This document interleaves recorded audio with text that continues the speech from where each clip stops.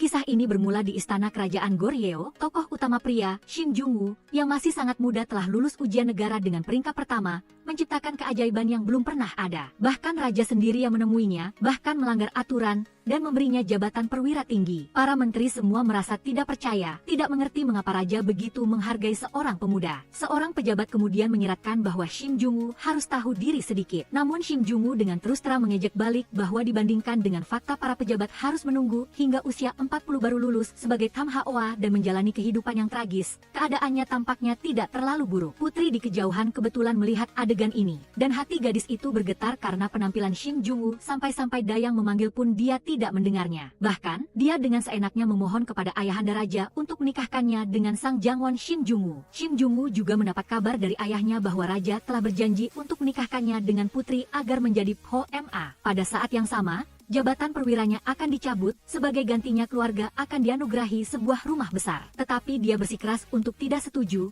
wajahnya menunjukkan ekspresi hidup tanpa penyesalan lagi. Namun protes Shin Jung-woo tampaknya tidak berlaku. Segera setelah itu, dia dinaikkan ke tandu yang diusung oleh 8 orang langsung menuju tempat upacara pernikahan. Ini juga merupakan pertama kalinya kedua orang itu bertemu, ironisnya dalam pernikahan mereka sendiri. Begitulah, mereka menikah, putri berlutut di tanah melakukan upacara sebagai seorang istri. Setelah itu Shin Jung-woo juga melakukan upacara sebagai seorang suami. Keduanya resmi menjadi suami istri, tetapi tepat pada saat ini, penyakit lama putri tiba-tiba kambuh, membuatnya pingsan. Ketika tabib istana tiba, sudah tidak dapat diselamatkan lagi. Begitu saja, Shin Jung-woo bahkan belum sempat menyentuh tangan putri sudah menjadi seorang duda, dan sesuai dengan peraturan istana pada masa itu, PHOMA tidak boleh menikah lagi, dan apalagi mengambil selir. Shin Jung-woo di hari-hari setelahnya hanya bisa hidup sendirian di rumah besar. Tidak hanya itu, fakta Shin Jung-woo menjadi duda tepat di hari pernikahan telah menjadi topik hangat yang dibicarakan rakyat. Begitu saja, 8 tahun berlalu. Dalam 8 tahun itu, ia menjadi pria yang paling terkenal karena kesuramannya di kota. Orang luar yang melihatnya langsung lari karena ia menguasai semua aturan dan etika istana seperti di telapak tangan. Jika membuatnya marah, mereka akan diusir dari istana. Hari itu, Shin Jung-woo kembali mengajukan petisi seperti biasa. 8 tahun hidup sendirian di kamar kosong telah membuatnya menaruh curiga pada pernikahannya. Oleh karena itu, ia mengajukan petisi kepada raja, mengklaim bahwa pernikahannya dengan putri tidak sah. Akan tetapi, orang yang bertanggung jawab memindahkan petisi malah melontarkan ejekan padanya. Hal ini membuat Shin Jung-woo marah. Ia menganggap orang itu telah lalai dalam tugas, sekaligus menunjukkan serangkaian kesalahannya. Begitu saja, orang itu diusir oleh Shin Jung-woo langsung dari istana. Di sisi lain, cerita tentang pemuda muram Shin Jung-woo juga sampai ke telinga raja, tetapi raja hanya menganggap hal ini lucu. Tepat pada saat ini, ratu memiliki sebuah ide, menganggap Shin Jung-woo yang begitu pintar, mungkin akan menemukan alasan agar putra mahkota dapat menikah.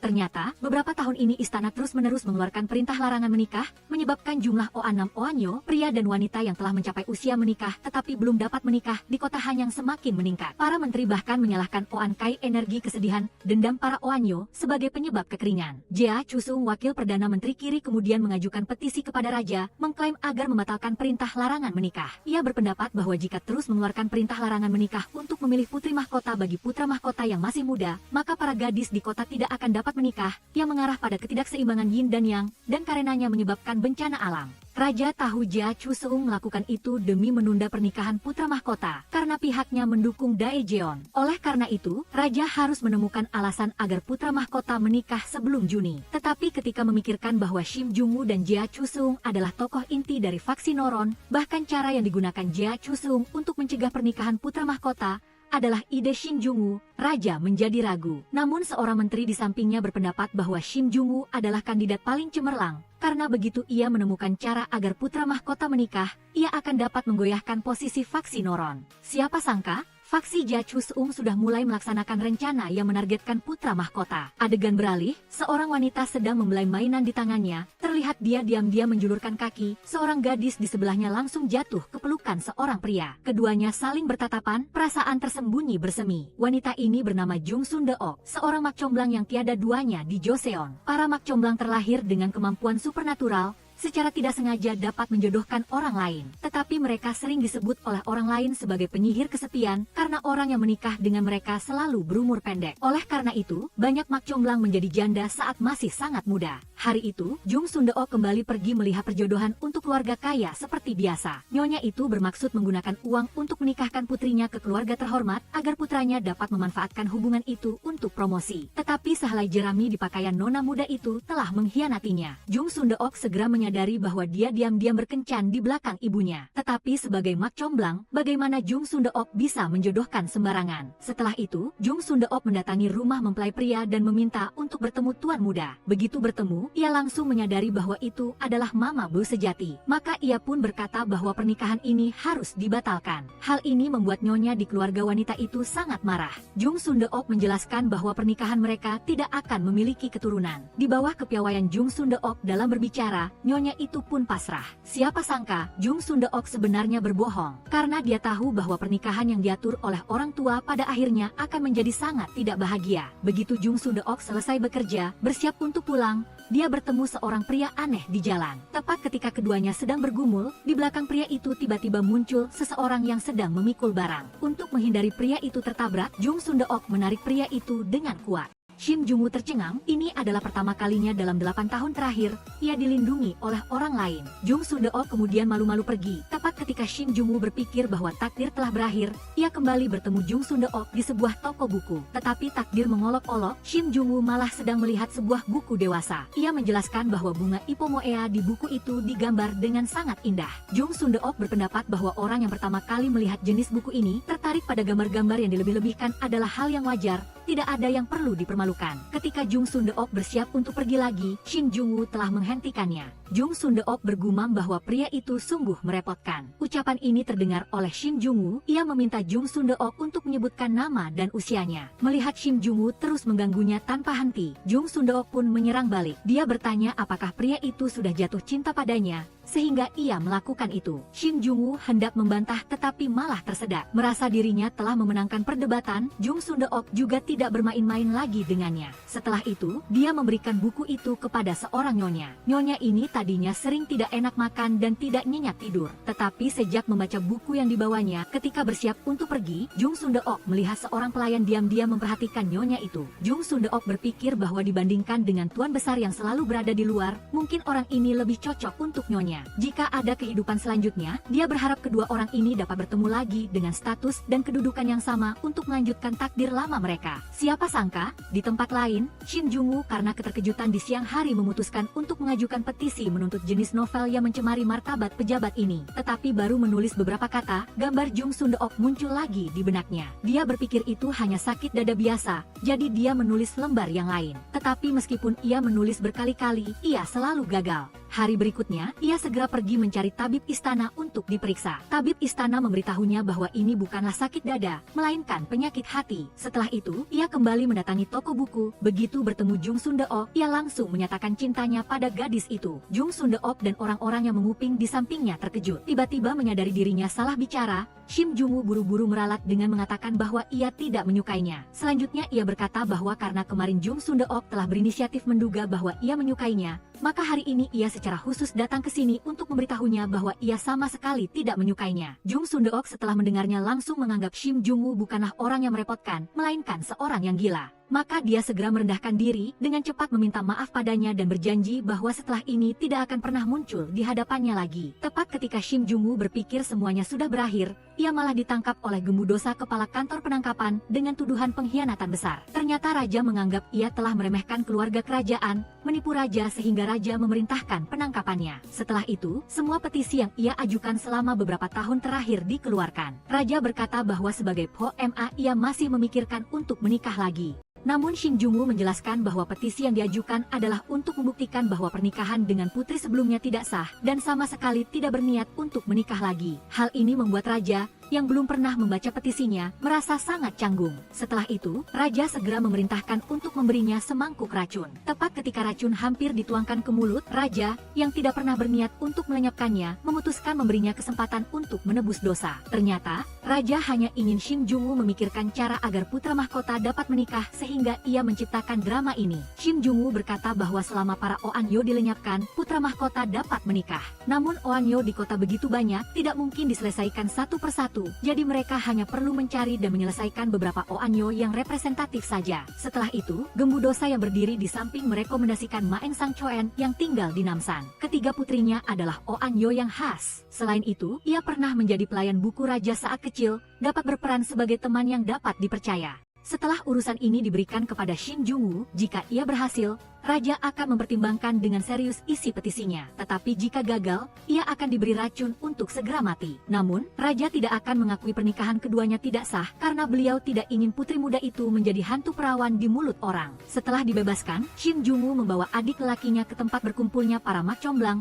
ingin meminta bantuan mereka untuk menjodohkan ketiga nona muda itu. Tetapi begitu mengetahui bahwa mereka harus menjadi mak comblang untuk putri-putri Maeng Sang Choen, para mak comblang dengan halus menolak. Selain itu, baru-baru ini ada desas-desus bahwa ia dirasuki hantu. Putri kedua memiliki lidah yang beracun dan sangat kasar. Terakhir adalah putri ketiga, ia suka berpura-pura menjadi pria. Maka Shin Jung-woo menyimpulkan bahwa putri sulung meskipun cantik tetapi memiliki kondisi yang keras dan dirasuki hantu perawan. Putri kedua pandai menjahit tetapi bicaranya beracun dan berwatak keras, sedangkan putri bungsu memiliki jenis kelamin yang meragukan. Akhirnya, para mak comblang dengan antusias merekomendasikan seseorang yang disebut Gyo Judae karena dia akan menggunakan segala cara untuk membantu menjodohkan orang lain. Siapa sangka, Gyo Judae ini ternyata adalah Jung Sundeok, orang yang dilamar Shim Jung-woo kemarin. Saat ini, Jung Sundeok sedang tidur, Shim Jung-woo di sampingnya diam-diam mendekatinya. Jung Sundeok terbangun, mengira pria itu adalah suaminya yang telah meninggal. Bagaimana Shim Jung-woo bisa menahan pesona ini? Ia langsung meluruskan kedua kakinya dan berbaring nyaman dalam pelukan Jung Sundeok. Hal ini membuat Jung Sundeok yang baru sadar terkejut dan langsung menendang Shim Jung-woo. Setelah berdiri, Shim Jung-woo mengatakan bahwa kedatangannya adalah untuk meminta bantuannya sebagai mak comblang. Jung Sundeok bertanya apakah dia sendiri yang ingin menikah atau anaknya yang menikah. Shim Jung-woo mengatakan untuk membantu menjodohkan ketiga putri Dr. Maeng di Namsan. Meskipun Jung Sundeok sangat ingin menerima pekerjaan ini, tetapi begitu memikirkan akan terlibat dengan Shim Jung-woo, dia langsung menolak. Melihat matahari hampir terbenam, Jung Sundeok mencari alasan untuk pergi, tetapi dia masih penasaran mengapa Shim Jung-woo ingin membantu mereka sebagai mak comblang. Shim Jung-woo lantas menunjukkan titah kerajaan, mengatakan bahwa ia diperintahkan datang ke sini untuk menenangkan kekacauan Oanyo. Jung Sundeok setelah mendengarnya menjadi tidak senang, sekali lagi menolak untuk membantunya. Tidak mau menyerah, Shim Jung-woo mengejar, tetapi jawaban yang diterima tetap penolakan. Maka Shim Jung-woo hanya bisa pergi sendiri untuk menjodohkan mereka. Ia datang ke Hanyangbu, ingin Pan Yun Hakim bersama dengannya menyelesaikan masalah Oan-nam Oanyo. Tetapi yang tua semakin bijak, Pan Yun mengatakan bahwa wanita sekarang hanya perlu tahu sedikit menjahit sudah bisa mencari nafkah.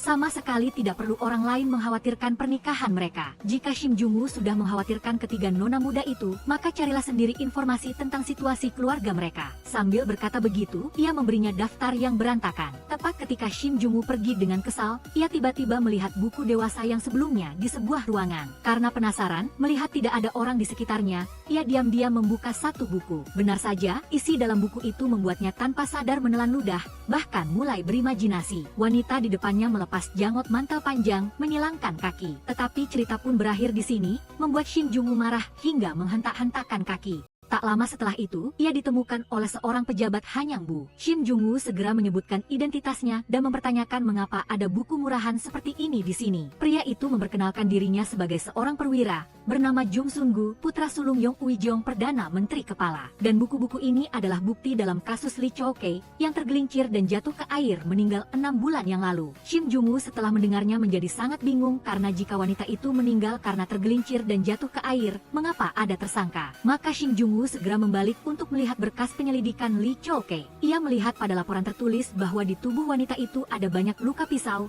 Luka terdalam adalah 1 ceok 8 bun. Tidak ada keraguan lagi, dia tidak bunuh diri, melainkan ditusuk meninggal oleh orang lain lalu dilempar ke sungai. Selain itu, semua spekulasi ini telah dicatat oleh Jung Sun-gu. Hal itu membuktikan Jung Sun-gu bukanlah orang yang tidak kompeten. Setelah meninggalkan Hanyangbu, Shim Jung-woo mendatangi toko obat tradisional Tiongkok untuk mencari Nyonya Maeng. Tetapi orang yang menyambutnya malah putri sulung, Maeng Hana. Mengetahui Shim Jung-woo datang untuk membantu mereka mencari pasangan, Maeng Hana berkata bahwa mereka bukan tidak bisa menikah, melainkan tidak ingin menikah, oleh karena itu tidak perlu bantuannya. Shin Jung-woo setelah mendengarnya langsung menganggap mereka tidak berbakti, sudah mencapai usia menikah tetapi tidak mau menikah. Tetapi ibu mereka juga tidak setuju mereka menikah karena dalam pemikiran Konfusianisme, satu-satunya hal yang ditempatkan di atas kesetiaan adalah kesalahan berbakti, sehingga mereka tidak bisa mengabaikan keinginan ibu mereka demi seorang pria asing. Melihat putri sulung bertekad kuat, Shin Jung-woo pun terpaksa memikirkan cara lain, tetapi putri bungsu yang berdiri di sampingnya menunjukkan ekspresi canggung. Hari berikutnya, putri bungsu mendatangi Jung Sundeok, meminta bantuannya untuk menjodohkan kakak sulung dan kakak keduanya. Ternyata, putri bungsu sangat ingin menikah, tetapi karena kakak-kakaknya belum menikah, ia juga tidak bisa menikah.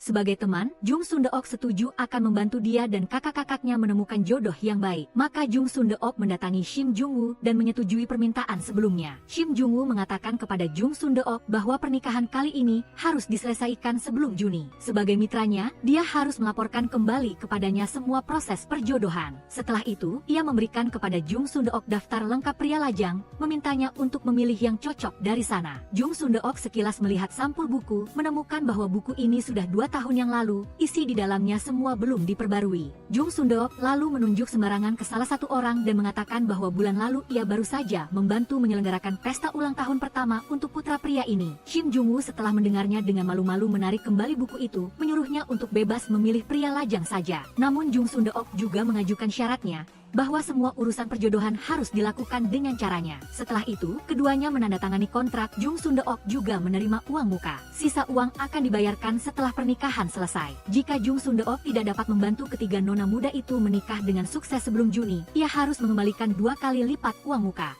Namun, Jung Sundeok menunjukkan kepercayaan diri yang sangat besar. Dia membuat janji 3 hari kemudian bertemu di sebuah toko untuk membahas rencana, dan sekarang dia harus melakukan pekerjaan yang lebih penting. Dan pekerjaan yang lebih penting itu adalah menjadi mak comblang untuk adik iparnya. Suami Jung Sundeok yang telah meninggal pernah memintanya untuk menjaga adik perempuannya, Ye Jin, sampai gadis itu menikah. Dan yang lebih penting adalah harus mencarikan keluarga yang baik untuknya. Oleh karena itu, Jung Sundeok meminta Gyo Judaek yang asli datang ke rumahnya untuk membantu sebagai mak comblang. Tetapi Gyo Judaek tampaknya kurang bersedia. Jung Sundeok mengira dia menolak karena takut dengan desas-desus di rumahnya. Ternyata semua orang bergosip bahwa dia dirasuki hantu kakak iparnya yang telah meninggal, sepanjang hari membenturkan kepala ke dinding. Maka Jung Sundeok menepuk-nepuk dahinya dan berkata dahinya masih utuh di sini. Gosip itu 10 dari 9 adalah palsu dan menasihati Gyo Judaek untuk tidak terlalu memikirkannya lagi. Siapa sangka, Gyo Judaek dan keluarga Jia Chuseung memiliki hubungan yang tidak biasa. Namun bagaimanapun juga itu adalah permintaan teman baik, Gyo Judaek pun memberanikan diri mendatangi rumah Jia Chuseung. Untungnya hari ini Jia Chuseung tidak ada di rumah. Gyo Judaek juga dengan tenang menyelesaikan tugasnya. Berhasil menukar baksi 4 pilar takdir dengan Nyonya Yu, dan menetapkan untuk segera mengadakan pernikahan setelah hari raya Waisak. Namun Jung Sundeok sama sekali tidak tahu bahwa sebenarnya Ye Jin sudah memiliki seseorang di hati, tetapi orang itu adalah seorang petani. Karena status dan kedudukan keduanya terlalu timpang,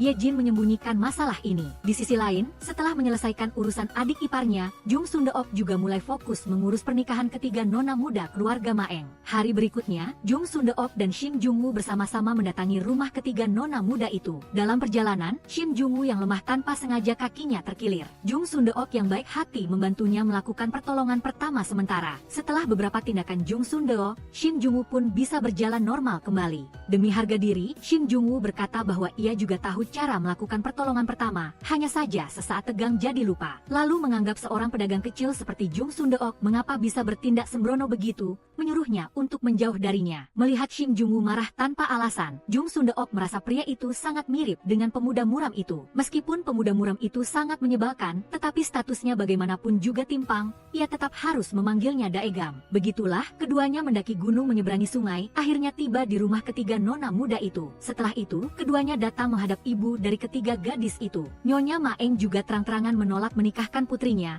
menganggap bahwa merawat ibu yang buta barulah etika menjadi manusia. Setelah selesai bicara, ia langsung menyuruh putri sulungnya mengantar keduanya pulang. Setelah keluar, mereka juga bertemu dengan putri kedua dan putri kedua ini pernah bertemu Shim Jung-woo sekali. Tak lama setelah itu, putri bungsu dengan pakaian pria bergegas masuk. Ternyata, putri bungsu Maeng Samsun adalah penulis buku-buku dewasa itu. Di perkembangan lain, hanya 1 jam sebelumnya, ada seorang pria yang setiap hari datang membeli buku dewasa, hanya untuk bertemu dengan penulisnya.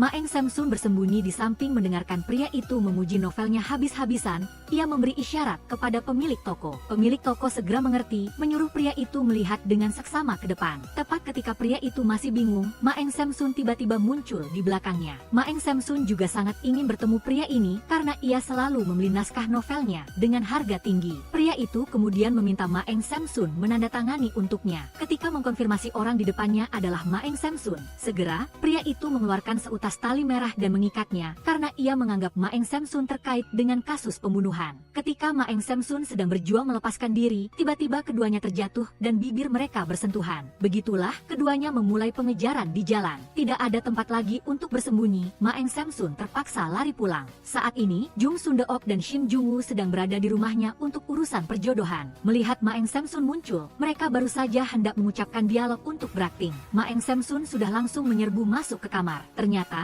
sebelumnya, untuk meyakinkan kedua kakak perempuannya menikah, seluruh kelompok sudah menyiapkan dialog berniat memainkan adegan pengorbanan besar di depan mereka, agar mereka dengan patuh menerima perjodohan. Tetapi tindakan Maeng Samsun membuat keduanya bingung. Hingga melihat Jung Sungu mengejar, barulah mereka mengerti. Jung Sundeok di sisi ini juga langsung bersembunyi, karena Jung Sungu adalah kakak laki-lakinya, dan dia tidak tahu Jung Sundeok sedang menjadi mak comblang untuk orang lain. Jung Sungu begitu masuk langsung bertanya apakah melihat seorang sarjana lari masuk, lalu mulai menggeledah. Tepat ketika dia hendak menggeledah kamar tempat Maeng Samsun bersembunyi, putri kedua telah menghadang. Hal ini membuat Jung Sungu semakin curiga ada orang di dalamnya. Segera setelah itu, Maeng Samsun dalam pakaian wanita masuk dari pintu besar. Jung Sungu melihat Maeng Samsun sekilas lalu pergi. Melihat semuanya sudah terselesaikan, Maeng Samsun dan Shin Jungwoo juga memulai sandiwara mereka. Mereka mengatakan bahwa jika ketiga nona muda itu tidak mau bekerja sama, Shin Jungwoo akan melaporkan kepada kantor Hanyang bahwa Maeng Samsun menulis buku dewasa. Tetapi kakak tertua dan kakak kedua masih kurang setuju. Saat ini, Jung Sundeok, yang sudah lama bersembunyi, perlahan muncul. Dia memberitahu ketiga nona muda itu bahwa ibu mereka telah menyetujui pernikahan mereka. Ternyata, saat bersembunyi dari kakaknya, Jung Sundeok telah berbicara sekali lagi dengan Nyonya Maeng tentang pernikahan itu. Dia tahu Nyonya Maeng sebenarnya sangat ingin menikahkan putrinya. Lukisan bebek Mandarin di dinding telah mengungkapkan pemikiran ibu mereka. Lukisan ini adalah bagian dari mas kawin yang dipersiapkan ibu mereka untuk pernikahan putri sulungnya 5 tahun lalu. Tetapi Jung Sundeok tidak tahu apa yang terjadi 5 tahun lalu. Dia hanya tahu bahwa dia akan membantu ketiga nona muda itu menemukan takdir jodoh mereka. Di sisi lain, Nyonya Maeng sebenarnya sudah mendengar reputasi Jung Sundeok. Menyerahkan urusan pernikahan putrinya kepadanya pasti tidak akan menjadi masalah. Jadi, dia langsung setuju membiarkan Jung Sundeok membantu menjodohkan putrinya. Tetapi keesokan harinya, seorang mak comblang membawa sekelompok orang datang, mengatakan bahwa Menteri Perang ingin menjadikan putri sulung sebagai selir. Tetapi bagaimana mungkin Nyonya Maeng setuju membiarkan putrinya menjadi selir? Dia langsung menolak lamaran ini. Melihat hal itu, prajurit itu langsung membawa Nyonya Maeng pergi seperti seorang penjahat. Mengetahui hal ini, Jung Sundeok berpikir bahwa ini pasti ada hubungannya dengan Shin Jungwoo. Mungkin dia menggunakan hukum bahwa jika seorang putri yang berusia di atas 24 tahun belum menikah, maka orang tua harus bertanggung jawab untuk menjadikan putri sulung sebagai selir Menteri Perang. Sementara itu, Shin Jungwoo berpendapat bahwa dengan cara ini masalah pernikahan putri sulung dapat diselesaikan secara langsung. Bukankah itu terlalu bagus? Hal ini membuat Jung Sundeok yang berdiri di sampingnya menjadi sangat marah. Di sisi lain, sesuai hukum, jika seorang gadis yang berusia di atas 24 tahun masih belum menikah dan bukan karena kemiskinan, maka orang tua harus bertanggung jawab. Setelah selesai bicara, hakim itu langsung memerintahkan Nyonya Maeng dihukum 30 cambukan. Bagaimana mungkin ibu yang sakit parah itu bisa menahan 30 cambukan ini? Putri sulung segera berlutut memohon kepada hakim, mengatakan bahwa dia sedang mencari pasangan untuk menikah, meminta agar ibunya dimaafkan. Tetapi hakim itu malah mengungkit masalah 3 tahun lalu. Karena 3 tahun lalu, ketika ada perjodohan berskala besar untuk pria dan wanita yang terlambat menikah, Maeng Hana juga mengatakan hal yang sama. Oleh karena itu kali ini, dia sama sekali tidak akan dengan mudah memaafkan ibunya. Kecuali jika sekarang Nyonya Maeng menyetujui untuk menjadi selir, maka masalah ini akan dianggap tidak pernah terjadi. Tetapi Nyonya Maeng tetap menolak dengan tegas. Ternyata, semua ini adalah konspirasi Menteri Perang. Karena putri sulung sangat berbakti, tidak mungkin membiarkan ibunya menderita. Dengan begitu, dia bisa dengan mudah menikahinya sebagai selir. Tidak hanya itu, rumor tentang putri sulung yang dirasuki hantu perawan juga disebarkan oleh Menteri Perang. Pagi-pagi keesokan harinya, Jung Sundeok mengeluarkan uang untuk pergi ke kantor Hanyang, berpesan kepada Nyonya Maeng agar berusaha mengulur waktu sebelum jam eksekusi. Dia dan Putri Sulung akan menyelesaikan masalah ini sebelum tengah hari. Setelah itu, dia meminta bantuan kakaknya untuk membuka gendang pengaduan rakyat karena ada seorang nona muda yang membawa ketidakadilan yang perlu diungkapkan. Saat jam eksekusi tiba, meskipun Nyonya Maeng sudah berusaha menunda, tetapi apa yang harus terjadi tetap terjadi. Pada saat yang sama, tindakan Putri Sulung menabuh gendang pengaduan rakyat. Tidak lama kemudian, orang-orang dari kantor pengawasan hukum telah datang untuk menghentikannya. Sebelum penyelidikan selesai, eksekusi akan ditunda sementara. Dengan demikian, Nyonya Maeng untuk sementara lolos dari bencana. Di sisi lain, karena rencananya gagal, Menteri Perang sangat marah. Dia segera mencari Shim Jung-woo di malam hari, berharap Shim Jung-woo dapat membantunya lolos dari hukuman. Shim Jung-woo juga tanpa ragu langsung setuju, tetapi bagaimana mungkin seseorang yang berasal dari pejabat militer seperti Menteri Perang bisa menghafal seluruh naskah permohonan yang begitu panjang hanya dalam satu malam? Maka Shim Jung-woo memikirkan sebuah cara. Keesokan harinya di istana, Menteri Perang berpura-pura terkena masuk angin sehingga tidak bisa berbicara. Meminta Du Bongjip yang berdiri di sampingnya untuk membacakan naskah permohonan yang telah Shim Jung-woo tulis untuknya. Naskah permohonan itu memutarbalikkan semua perbuatan buruk yang telah dilakukannya selama beberapa tahun terakhir, membuat kaisar tersentuh dan memberinya hadiah 10 lembar kain katun. Tepat ketika Menteri Perang sedang bersukacita, Du Bongjip memberitahu bahwa naskah permohonan itu belum selesai dibaca. Menteri Perang yang mendengarnya menjadi bingung. Ternyata, saat Shim Jung-woo menulis naskah permohonan, Menteri Perang sudah tertidur. Terlebih lagi dia memang tidak suka membaca buku sehingga tidak membacanya dengan teliti. Dengan begitu, Menteri Perang tidak hanya harus membatalkan rencana mengambil selir tetapi juga harus menyerahkan seluruh harta pribadinya untuk membayar bunga utang kepada kas negara. Hal ini membuat kaisar sangat senang, lalu memerintahkan untuk menyita semua yang disembunyikan secara pribadi olehnya. Setelah kejadian itu, Menteri Kiri dan Menteri Perang mendatangi Shim Jung-woo untuk meminta penjelasan. Shim Jung-woo langsung menjawab bahwa ini adalah isi yang telah disetujui oleh Yang Mulia Menteri Perang sebelumnya. Saat ini, Menteri Perang baru teringat kembali perkataan Shim Jung-woo kemarin, membuatnya menyesal. Sebenarnya, ketika Putri Sulung menabuh gendang pengaduan, Shim Jung-woo sudah mengatakan kepada Jung Sundeok bahwa hanya dengan menabuh gendang tidak bisa menghukum Menteri Perang. Jung Sundeok belum pernah mengalami kehidupan pejabat, jadi tentu saja dia tidak tahu bahwa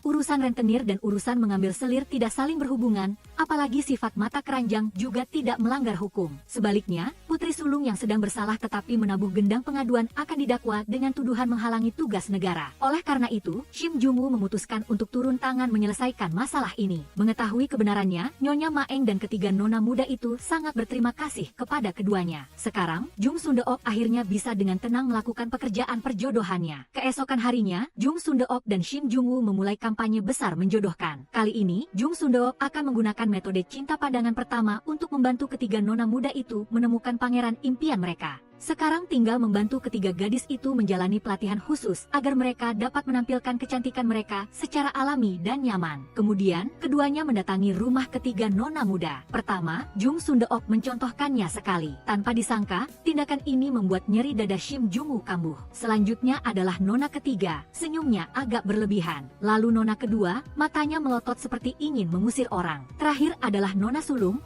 yang memang cantik sehingga hanya dengan satu gerakan lembut sudah memancarkan pesonanya. Sekarang, ketiga bersaudara hanya perlu berlatih lebih lanjut dan menunggu Hari Raya Waisak. Namun mereka tidak tahu bahwa pada Hari Raya Waisak, sebuah konspirasi juga diam-diam sedang berlangsung. Ceritanya Shim Jung-woo menemukan bahwa kematian putri tidaklah sederhana. Berdasarkan kondisi jenazah, Shim Jung-woo menemukan sejenis racun bernama racun ulat sutra emas. Dia kemudian meminta pemilik toko buku untuk mencarinya. Meskipun pemilik toko buku berjanji bahwa apapun dari dinasti Ming, berapapun harganya, dia bisa menemukannya, tetapi dia tidak mau terlibat dengan racun. Oleh karena itu, Shim Jung-woo hanya memintanya untuk mencari informasi dan tidak perlu menyerahkan obatnya sendiri. Dengan demikian, Shim Jung-woo berhasil mendapatkan informasi tentang racun tersebut. Shim Jung-woo ingin bertanya kepada pemilik toko apakah sebelumnya ada yang membeli racun jenis ini. Tetapi pemilik toko yang berbisnis tidak pernah mengungkapkan informasi pelanggan, langsung memberi isyarat kepada bawahannya untuk mengepung mereka. Demi menyelamatkan nyawa, asisten Shim Jung-woo terpaksa mengeluarkan uang untuk membeli kembali pil racun itu. Dengan demikian, Shim Jung-woo berhasil mendapatkan racun itu dan meminta teman dokternya menganalisis komposisinya. Dia tidak tahu bahwa sebelum dia datang, sudah ada orang yang membeli pil racun yang tersisa. Dan orang ini adalah bawahan Menteri Perang. Menteri Perang kemudian menyerahkan racun itu kepada Menteri Kiri. Kali ini, target mereka adalah putra mahkota. Namun, 3 kali makan sehari putra mahkota disiapkan langsung oleh ratu, sehingga sulit untuk bertindak. Maka, Menteri Kiri diam-diam memberikan racun kepada seorang dayang istana, menyuruhnya meminum racun itu bersama sisa makanan putra mahkota. Dengan begitu, dayang istana itu keracunan dan meninggal. Kondisi kematiannya hampir sama dengan Putri Namseo. Hal ini membuat ratu sangat khawatir akan keselamatan putra mahkota. Kebetulan, malam sebelumnya ada seorang dukun wanita datang menemui ratu, memberitahunya bahwa pada tahun itu putri telah menanggung bencana untuk putra mahkota. Sekarang, di istana muncul lagi aura menakutkan ini. Jika tidak segera mengatur agar putra mahkota keluar istana untuk menghindari bencana,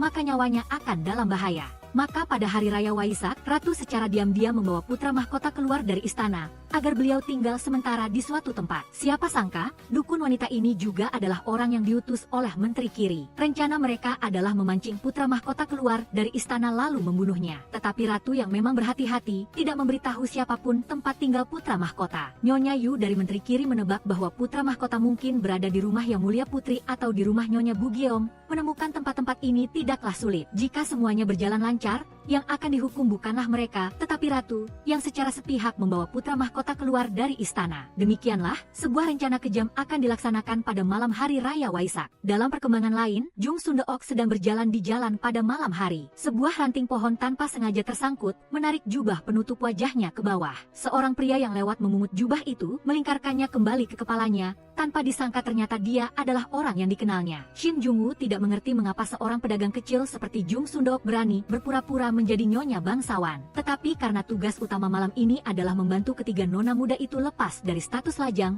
Shin Jung-woo terpaksa melanggar prinsipnya, memutuskan untuk tidak melaporkan Jung Sundeok. Lolos dari bahaya, Jung Sundeok memutuskan untuk mengajak Shin Jung-woo mencari tahu tentang keajaiban kekuatan cinta di kuil Sunhwa. Pertama adalah kegiatan berjalan mengelilingi menara cinta. Para pemuda dan gadis lajang di kerajaan Joseon akan datang ke sini berjalan mengelilingi menara, tetapi semuanya sudah memiliki tujuan yang jelas. Di antaranya juga ada beberapa nyonya, mereka datang ke sini untuk melihat apakah menantu perempuan atau menantu laki-laki masa depan mereka dalam kondisi baik atau tidak. Berikutnya adalah tempat yang paling disukai Jung Sundeok, juga tempat dengan tingkat keberhasilan cinta pandangan pertama tertinggi, yaitu perpaduan dua menara. Jung Sundeok mendongak menikmati momen indah ini. Siapa sangka, Shin Jung-woo yang berdiri di sampingnya malah mulai berhalusinasi. Dia merasa seolah semua orang di sekitarnya menatap tajam ke arahnya. Karena terlalu takut, dia memejamkan mata rapat-rapat. Untungnya, suara Jung Sundeok menariknya kembali ke kenyataan. Shin Jung-woo menatap Jung Sundeok di depannya dan perlahan sadar kembali. Ternyata, Shin Jung-woo menderita fobia sosial. Setiap berada di tempat ramai, jantungnya terasa sakit. Tetapi jika dia tidak melihat siapapun maka akan lebih baik. Oleh karena itu, Jung Sundeok memutuskan untuk membuka jalan baginya, menyuruhnya cukup mengikuti arahnya berjalan. Dengan begitu, Jung Sundeok memimpin Shin Jung-woo ke tempat berkumpulnya para pemuda lajang lainnya. Tempat ini disebut tembok bayangan oleh para mak comblang. Banyak pemuda berkumpul di sana bermain catur, berbincang, dan berdiskusi apakah ada gadis yang menarik perhatian mereka. Setelah itu, Shin Jung-woo mulai mengumpulkan informasi tentang para pemuda lajang di sepanjang jalan. Dia memberi nomor pada setiap orang lalu mewawancarai mereka, mencari tahu tentang identitas dan minat masing-masing. Namun setelah berbincang dengan beberapa orang, standar mereka dalam memilih pasangan hidup anehnya sama, yaitu ingin mencari pasangan yang muda dan cantik. Terakhir adalah pemuda nomor 24, Yoon Bugeom, yang tinggal di desa Sincheon. Dia telah meraih prestasi bagus dalam ujian kecil tetapi memilih untuk bertani, membuat Shin Jung-woo sangat penasaran akan alasannya. Karena Yoon Bugeom tidak termasuk faksi manapun, meskipun lulus ujian dia tidak bisa menjadi pejabat. Melihat Shin Jung-woo berbicara terus terang seperti itu, Yoon Bugeom menduga dia pasti orang dari faksi Noron. Wawancara para pemuda lajang berakhir di sini. Dalam perkembangan lain, Jung Sundeok setelah selesai merias diri pergi mencari tiga nona muda, berpesan kepada mereka tentang rencana keseluruhan malam ini. Di sana akan terlihat garis batas terang dan gelap, tiga orang berjalan melewatinya secara bergantian. Ketika sudah setengah jalan, mereka bisa melakukan trik cinta pandangan pertama. Siapa sangka, di sisi lain, para pemuda yang sedang bermain go malah bertengkar ribut. Pemandangan ini membuat Jung Sundeok yang sedang berjalan mendekat harus mengerutkan kening, karena para nona muda hampir tiba. Melihat nona ketiga perlahan mendekat ke sisi ini, tepat di detik berikutnya, suara seruling Shin Jung-woo terdengar membuat semua orang terpesona. Semua orang memuji bahwa itu adalah suara seruling yang memanggil cinta. Para pemuda juga menjadi tenang kembali karenanya. Selanjutnya adalah penampilan individu nona ketiga. Pada saat yang sama,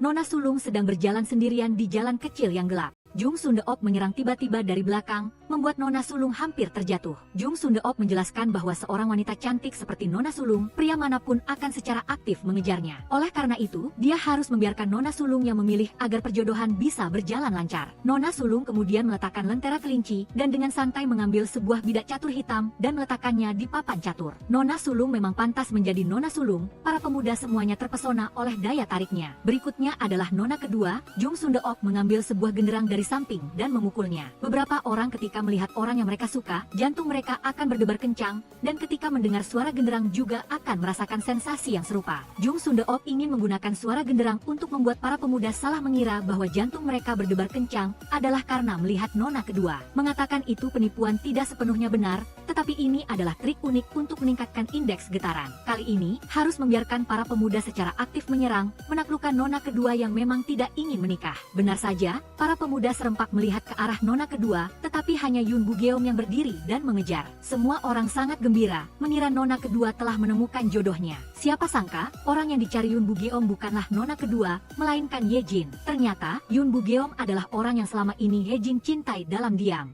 Hanya karena perbedaan status sosial yang terlalu jauh, ditambah lagi Ye Jin sudah bertunangan, maka keduanya hanya bisa menyembunyikan perasaan mereka di dalam hati. Terakhir adalah Nona ketiga Ma Eng Samsun. Jung Sundeok menggunakan aroma bunga dan cahaya dari lentera berbentuk ikan untuk menarik perhatian para pemuda. Sayangnya, Jung Sundeok tidak tahu bahwa Ma Eng Samsun alergi serbuk sari. Benar saja, tidak ada pemuda yang melirik Ma Eng Samsun. Demikianlah, rencana pernikahan ketiga Nona muda untuk sementara berakhir sebagian. Di sisi lain, setelah Nona Sulu mengantarkan obat untuk ibunya, Ma Eng Samsun baru saja berbalik badan dan melihat Jung Sungu. Dia ketakutan setengah mati dan langsung melarikan diri. Jung Sungu juga mengejar. Namun kali ini, Jung Sungu bukan ingin menangkapnya, melainkan untuk mengingatkannya agar tidak menulis novel semacam itu lagi. Dia sekarang sudah terlibat dalam kasus pembunuhan, jika tertangkap akan dihukum mati. Mendengar bahwa dia akan dihukum mati, Ma Eng Samsun langsung berjanji tidak akan menulis lagi. Dalam perkembangan lain, Nona kedua karena mengkhawatirkan Ma Eng Samsun hampir saja tersandung. Untungnya ada seorang pemuda terpelajar di belakangnya yang menopangnya. Melihat kaki Nona kedua terkilir, pemuda terpelajar itu langsung menggendongnya,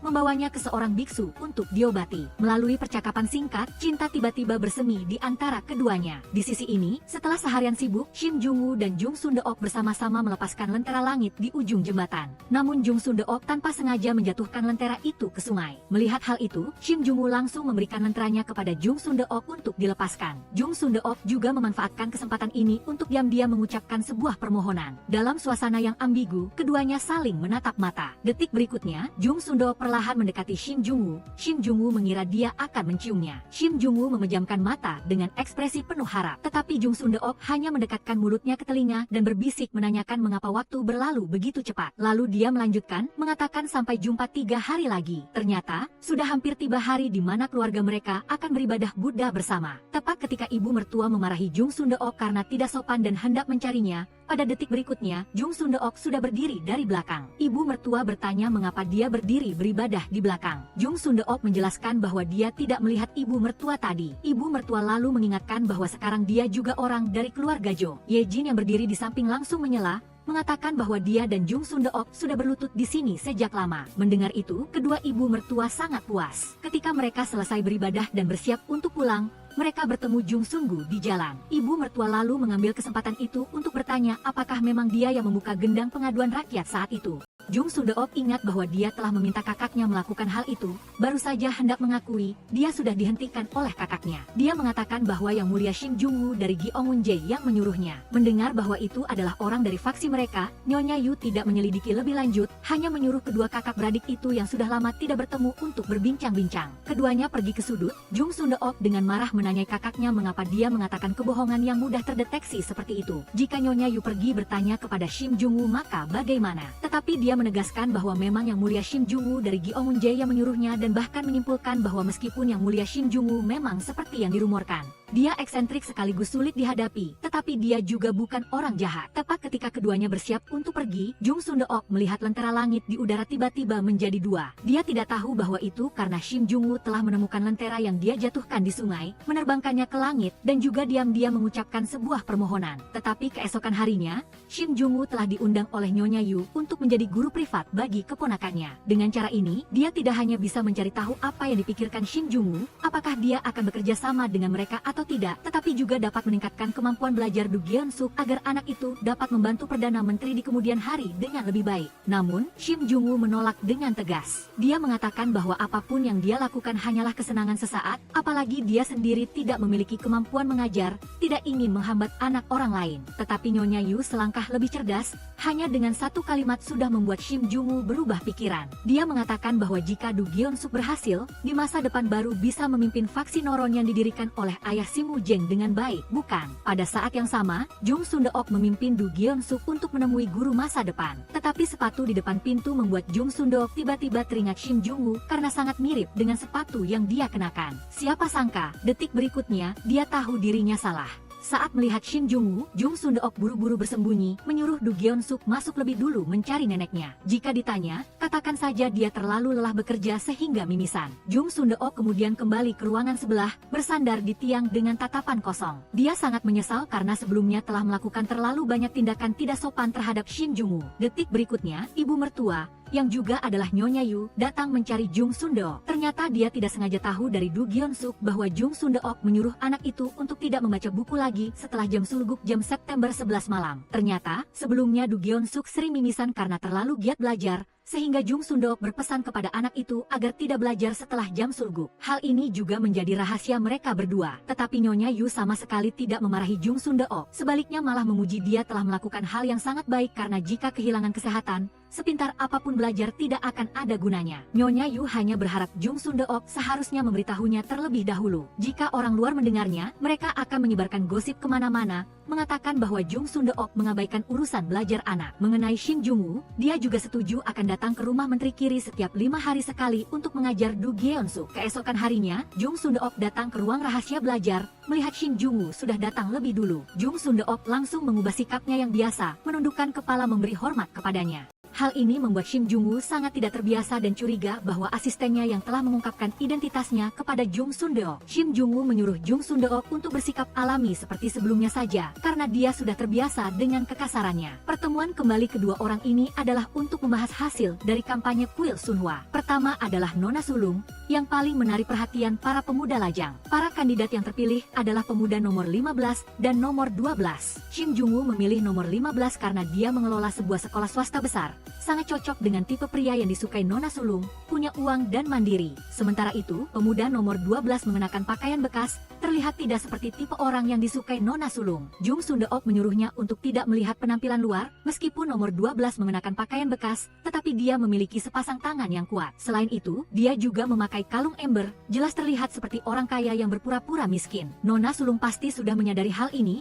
makanya dia memilih untuk membantunya melangkah satu bidak catur. Berikutnya adalah Nona kedua. Standar Nona kedua dalam memilih pasangan hidup adalah seorang pria yang bisa menggunakan kedua tangannya sendiri untuk mencari nafkah menghidupi keluarga. Kebetulan pemuda nomor 24 Yun Bugeom adalah seorang petani. Meskipun dia sedikit minder, tetapi dia bisa menghidupi dirinya sendiri. Selain itu, di antara semua pemuda, hanya dia yang mengejar. Siapa sangka, ketika Shin Jung-woo mencatat nama nomor 24, dalam benaknya tiba-tiba terlintas bayangan Nona kedua bersama pemuda terpelajar dan dadanya mulai terasa sakit tanpa disadari. Terakhir adalah Ma Eng Samsun. Karena semua pemuda yang dipilih Shin Jung-woo ditolak oleh Jung Sundeok, maka kali ini keduanya memutuskan untuk memilih kandidat di hati mereka secara bersamaan. Dengan begitu, keduanya secara tidak sengaja memilih pemuda nomor 23. Sentuhan tangan membuat keduanya sedikit canggung. Shin Jung-woo juga tanpa sengaja keceplosan bertanya kepada Jung Sundeok wanita, seperti apa yang menurutnya cocok dengannya. Jung Sundeok terdiam beberapa detik. Tepat ketika dia hendak menjawab, asistennya datang membawa makanan ringan. Keduanya buru-buru menarik tangan mereka. Jung Sundeok menyuruh Shin Jung-woo untuk pergi menarik perhatian para pemuda itu terlebih dahulu,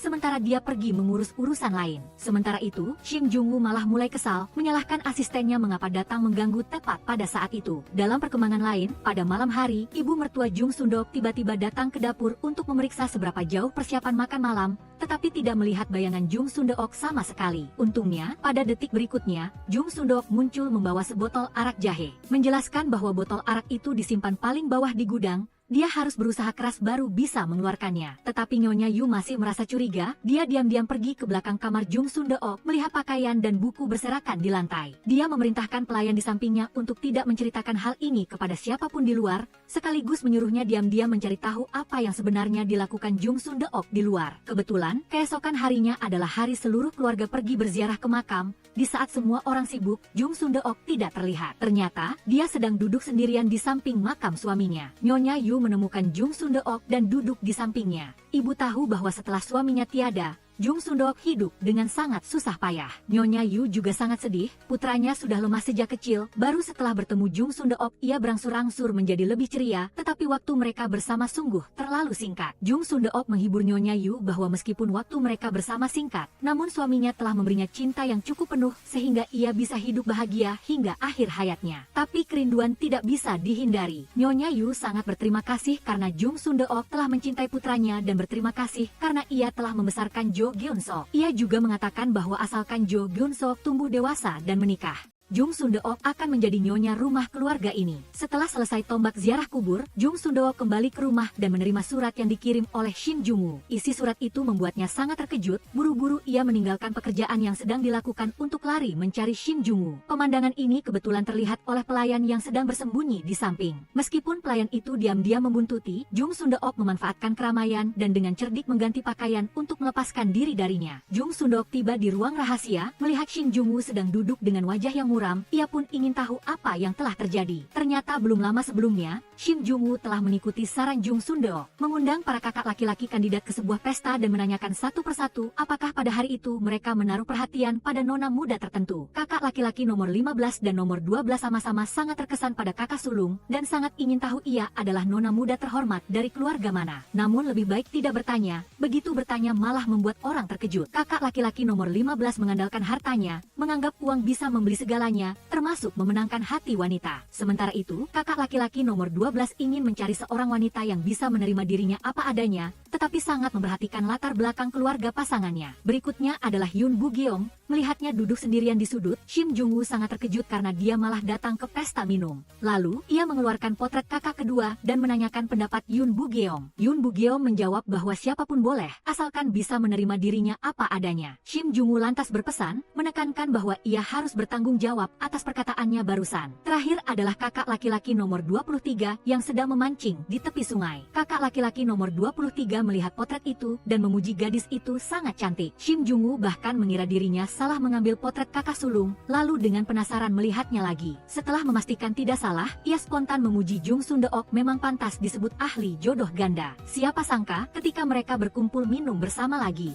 kakak laki-laki nomor 23 setelah mabuk berterima kasih banyak kepada Shin Jung-woo karena telah membantunya menemukan jodoh. Dia berkata, asalkan bukan nona tua, siapapun yang mau menikahinya, dia akan berterima kasih. Jika harus menikahi nona tua, dia akan diusir dari klan. Dia juga mengatakan, bahkan kakak laki-laki nomor 12 yang orang luar tidak menyukai nona-nona tua karena reputasi mereka terlalu buruk, lalu sengaja menceritakan kembali rumor tentang kakak sulung. Kakak laki-laki nomor 15 yang duduk di samping bahkan menambahkan minyak ke dalam api, mengatakan bahwa kakak sulunglah yang merayu menteri urusan militer duluan, kemudian mengeluh bahwa pria itu tidak memberinya cukup uang sehingga ia pergi menabuh genderang untuk membalas dendam. Hanya Yoon Bu-geom yang tidak ikut-ikutan dengan mereka. Hal ini membuat Shin Jung-woo terlihat canggung, tidak tahu harus berbuat apa. Di antara mereka, kakak laki-laki nomor 15 yang paling membuat Shin Jung-woo marah, seorang yang membuka sekolah swasta tapi malah berkeliling menyebarkan rumor palsu. Meskipun kakak sulung menyukai dia, Shin Jung-woo tidak akan pernah menyetujui pernikahan ini. Benar saja, rumor adalah kendala terbesar dalam menyelesaikan pernikahan ketiga nona muda. Tetapi asalkan rumor itu dihancurkan, masalah selesai. Karena itu, Jung Sundeok meminta Shin Jung-woo mencari tahu siapa yang telah mempublikasikan artikel yang merugikan Lee Cho-kei. Dengan begitu, rumor bahwa kakak sulung dirasuki arwah Lee Cho-kei dapat dihancurkan, sehingga semua desas-desus akan hilang lenyap. Maka Shin Jung-woo teringat bahwa Jung Sun-gu sebelumnya diam-diam menyelidiki kasus ini.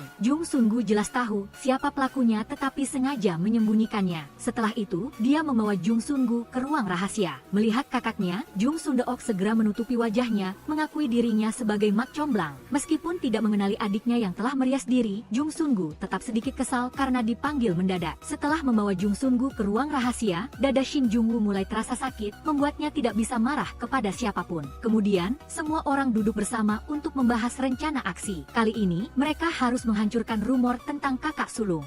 Namun perhatian Ma Eng Samsun tertuju pada kakak laki-laki nomor 23 di samping lukisan. Mengetahui bahwa itu adalah kandidat suami untuk Ma Eng Samsun, Jung Sun-gu yang berdiri di samping sedikit kesal. Shin Jung-woo menyuruh mereka untuk berhenti membahas hal lain, cepat bicarakan masalah utama, rumor harus segera dipadamkan. Publik harus tahu kebenarannya, mengubah rumor palsu menjadi cerita yang indah, dan harus menghukum pelaku yang mempublikasikan artikel kejahatan keji itu. Orang yang bertanggung jawab menyebarkan kebenaran bukanlah Jung Sun-deok, melainkan Ma Eng Samsun. Ma Eng Samsun menunjukkan ekspresi terkejut, Jung Sun-gu di sampingnya juga berteriak dengan nada bersemangat. Teriakan ini membuat Shin Jung-woo yang memang sudah merasa tidak enak badan pingsan. Jung Sun-deok buru-buru berlari untuk melihat keadaan Shin Jung-woo. Semua orang menuntut agar dia dibawa ke tempat pengobatan, tetapi Shin Jung-woo paling tahu tubuhnya sendiri. Dia berkata tidak perlu dihangatkan, menyuruh semua orang melanjutkan rapat, masalah para nona tua lebih penting. Tetapi dalam hati Shin Jung-woo tahu jelas ini bukan pertama kalinya dia sakit. Sebelumnya di rumah para nona muda, saat Jung Sun-gu dan nona muda Ma Eng Samsun bertemu untuk pertama kalinya, dia sudah mulai sakit jantung. Untuk memverifikasi dugaannya, dia menyuruh Ma Eng Samsun berdiri rapat ke dinding. Ma Eng Samsun meskipun tidak mengerti tetapi tetap patuh melakukannya. Selanjutnya, dia menyuruh Jung Sun-gu berdiri di samping Ma Eng Samsun. Hasilnya, begitu Jung Sun-gu berdiri di samping Ma Eng Samsun, jantung Shin Jung-woo langsung mulai terasa sakit. Kemudian dia menyuruh kedua orang itu menjaga jarak 2 langkah kaki, barulah dia merasa lebih baik. Ternyata, jika pria dan wanita yang belum menikah tidak menjaga jarak yang sesuai, hatinya akan terasa sakit. Dia menyuruh Jung Sun-gu dan Ma Eng Samsun mulai sekarang menjaga jarak 2 langkah, anggap saja sebagai mematuhi etika antara pria dan wanita. Ma Eng Samsun lantas mengejek Shin Jung-woo, mungkin karena dia belum pernah jatuh cinta. Nanti juga tidak ada kesempatan, jadi setiap melihat pria dan wanita yang belum menikah berdiri berdekatan langsung marah sampai sakit jantung. Ya, Jung Sun-deok tampak terkejut. Shin Jung-woo dengan marah menyuruh kedua orang itu segera berpisah, kalau tidak dia benar-benar akan mati kesakitan. Begitulah, semua orang mengatur ulang tempat duduk barulah mulai menganalisis kasus. Sejak bulan lalu, Lee Chow-kei datang ke rumah Menteri Urusan Militer untuk membantu menyiapkan pesta. Sejak saat itu, dia menghilang tanpa jejak. Ada yang bilang pernah melihatnya ditarik oleh Menteri Urusan Militer ke kamar saat pesta, tapi hanya sehari kemudian, semua orang mengubah perkataan mereka, mengatakan bahwa tidak melihat apa-apa. Pastilah Menteri Urusan Militer telah menggunakan uang untuk membungkam mereka. Setelah itu, jenazahnya ditemukan di tepi sungai dan saksi yang melihatnya justru adalah kepala pelayan rumah Menteri Urusan Militer. Hal ini semakin membuktikan bahwa Menteri Urusan Militer adalah pelakunya. Sekarang, hal terpenting adalah membuat rakyat tahu kejahatan Menteri Urusan Militer. Hal ini membutuhkan penulis Ma Eng Samsun yang paling terkenal saat ini untuk menulis sebuah cerita menarik, menggunakan rumor untuk memadamkan rumor. Dengan demikian, 5 orang yang sama sekali tidak kompak ini telah memulai operasi memadamkan rumor dengan rumor mereka. Setelah rapat mengetahui Jung Sun-gu belum menikah, Ma Eng Samsun meminta Jung Sun-deok menjadi mak comblang. Dia bilang dia suka Jung Sun-gu, dan sepertinya Jung Sun-gu juga sedikit tertarik padanya. Namun Jung Sun-gu bagaimanapun juga adalah kakaknya, dia adalah orang yang menganut paham tidak menikah. Jung Sun-deok khawatir Ma Eng Samsun akan terluka. Meskipun demikian, Ma Eng Samsun sama sekali tidak peduli. Dia ingin sekali berani mengejar cinta sejatinya. Jung Sun-deok berpikir sejenak, untuk kakaknya yang keras kepala, siapa tahu Ma Eng Samsun yang berani mengejar cinta seperti itu justru adalah belahan jiwa sejatinya. Maka dia setuju untuk membantu Ma Eng Samsun. Tetapi keesokan harinya, ketika Jung Sun-deok datang mencari Ma Eng Samsun, dia terkejut melihat penampilan Samsun yang kotor. Pastilah Ma Eng Samsun telah begadang semalaman untuk menulis novel. Namun hari ini adalah hari semua orang menyalin buku bersama, juga hari bahagia Jung Sun-gu. Jung Sun-deok menyuruhnya ganti pakaian dulu, sedangkan urusan riasan biar dia yang tangani. Setelah selesai berdandan, Ma Eng Samsun begitu melihat Jung Sun-gu langsung gembira menyapanya. Jung Sun-deok segera menyuruhnya tenang. Dia tahu kakaknya termasuk tipe orang yang semakin didekati wanita, dia semakin menjauh. Hanya dengan membiarkannya mendekat secara sukarela barulah berhasil. Ma Eng Samsun terpaksa menurut dengan patuh, tetapi tetap tidak bisa menahan diri untuk melirik Jung Sun-gu. Pada saat yang sama, Shin Jung-woo mengenakan jubah biru bergegas datang.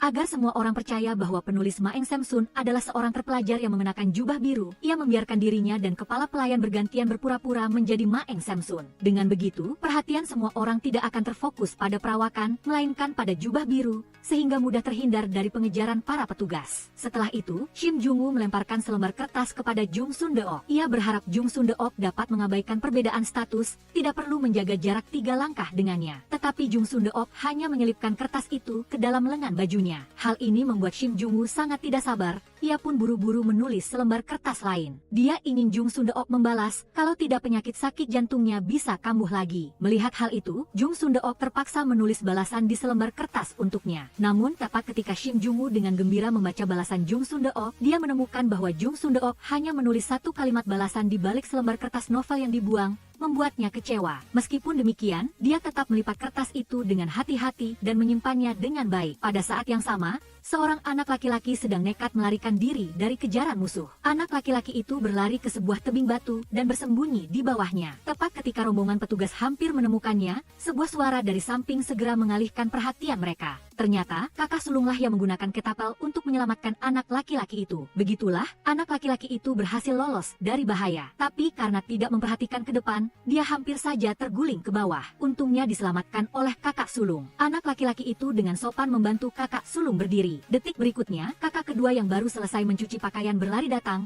menanyakan siapa anak laki-laki itu. Identitas anak laki-laki itu sama sekali tidak biasa, tetapi dia tidak bisa memberitahu siapapun. Tidak mendapatkan jawaban, kakak kedua langsung menarik kakak sulung bermaksud pergi. Anak laki-laki itu segera meraih tangan kakak sulung, meminta tolong karena sudah menolongnya, tolong bantu sampai selesai, antarkan dia pulang. Tetapi hari sudah malam, anak laki-laki itu sudah tidak ingat jelas jalan pulang, karena ini juga pertama kalinya dia menginap di rumah kakeknya. Melihat jam malam hampir tiba, kakak sulung terpaksa memutuskan untuk mengantar anak laki-laki itu ke istana Hanyang. Tetapi detik berikutnya, anak laki-laki itu malah dibawa kembali ke rumah oleh kakak sulung. Kakak kedua tampak bingung, bukankah bermaksud mengantar anak laki-laki itu pulang, mengapa malah dibawa pulang ke rumah sendiri? Ternyata, ketika kakak sulung mengantar anak laki-laki itu ke istana Hanyang, ia malah melihat menteri urusan militer di sana. Kakak sulung khawatir menteri urusan militer masih membencinya, mungkin akan menyakiti anak laki-laki itu, sehingga ia memutuskan untuk membiarkan anak itu menginap di rumahnya semalam, besok baru akan diantar pulang. Melihat anak laki-laki itu tidak tidur di malam hari, kakak sulung memutuskan untuk mengajaknya jalan-jalan. Keduanya sampai di area terlarang, anak laki-laki itu tidak mengerti mengapa harus datang ke sini.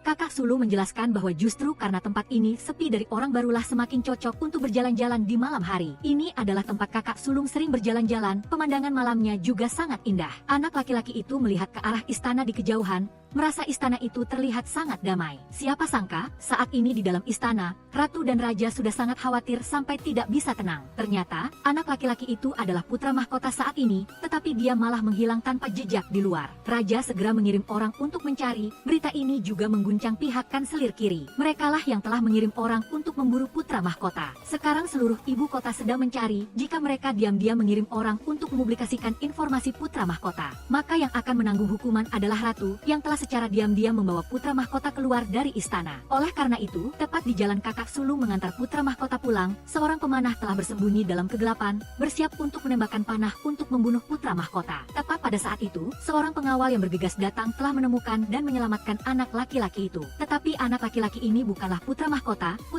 yang sebenarnya telah menyamar sebagai anak perempuan dan kembali ke sisi ratu. Dan semua hal ini adalah ide kakak sulung. Kakak sulung khawatir akan bertemu lagi dengan para pembunuh yang memburu anak laki-laki itu kemarin, makanya ia menyuruh beliau menyamar. Pada saat yang sama, Jung Sundeok dan Shim Jung-woo juga sedang mempersiapkan peluncuran buku baru penulis Ma Eng Samsun. Dan Shim Jung-woo akan berperan sebagai Ma Eng Samsun, duduk di balik tirai untuk membacakan buku kepada para nyonya yang hadir. Setelah mendengar cerita kali ini, para nyonya semua tak kuasa menahan air mata. Cerita dalam buku juga dengan cepat menyebar di kalangan masyarakat. Semua orang membicarakan bahwa menteri urusan militer telah membunuh Lee Cho-oke dan menyebarkan rumor bahwa kakak sulung dirasuki arwah perawan. Nyonya menteri urusan militer juga telah mengeluarkan sejumlah besar uang untuk membeli habis semua sisa buku yang ada. Tetapi hanya mengandalkan rumor, bagaimana mungkin bisa menghukum menteri urusan militer secara tuntas? Namun Jung Sundeok sudah merencanakan semuanya. Dia menyuruh Ye Jin menceritakan kembali hal ini kepada Nyonya Yu, dan berbohong bahwa ia telah melihat menteri urusan militer menarik Lee Cho-oke ke dalam kamar saat pesta pernikahan. Dengan begitu, Nyonya Yu akan memanggil menteri urusan militer,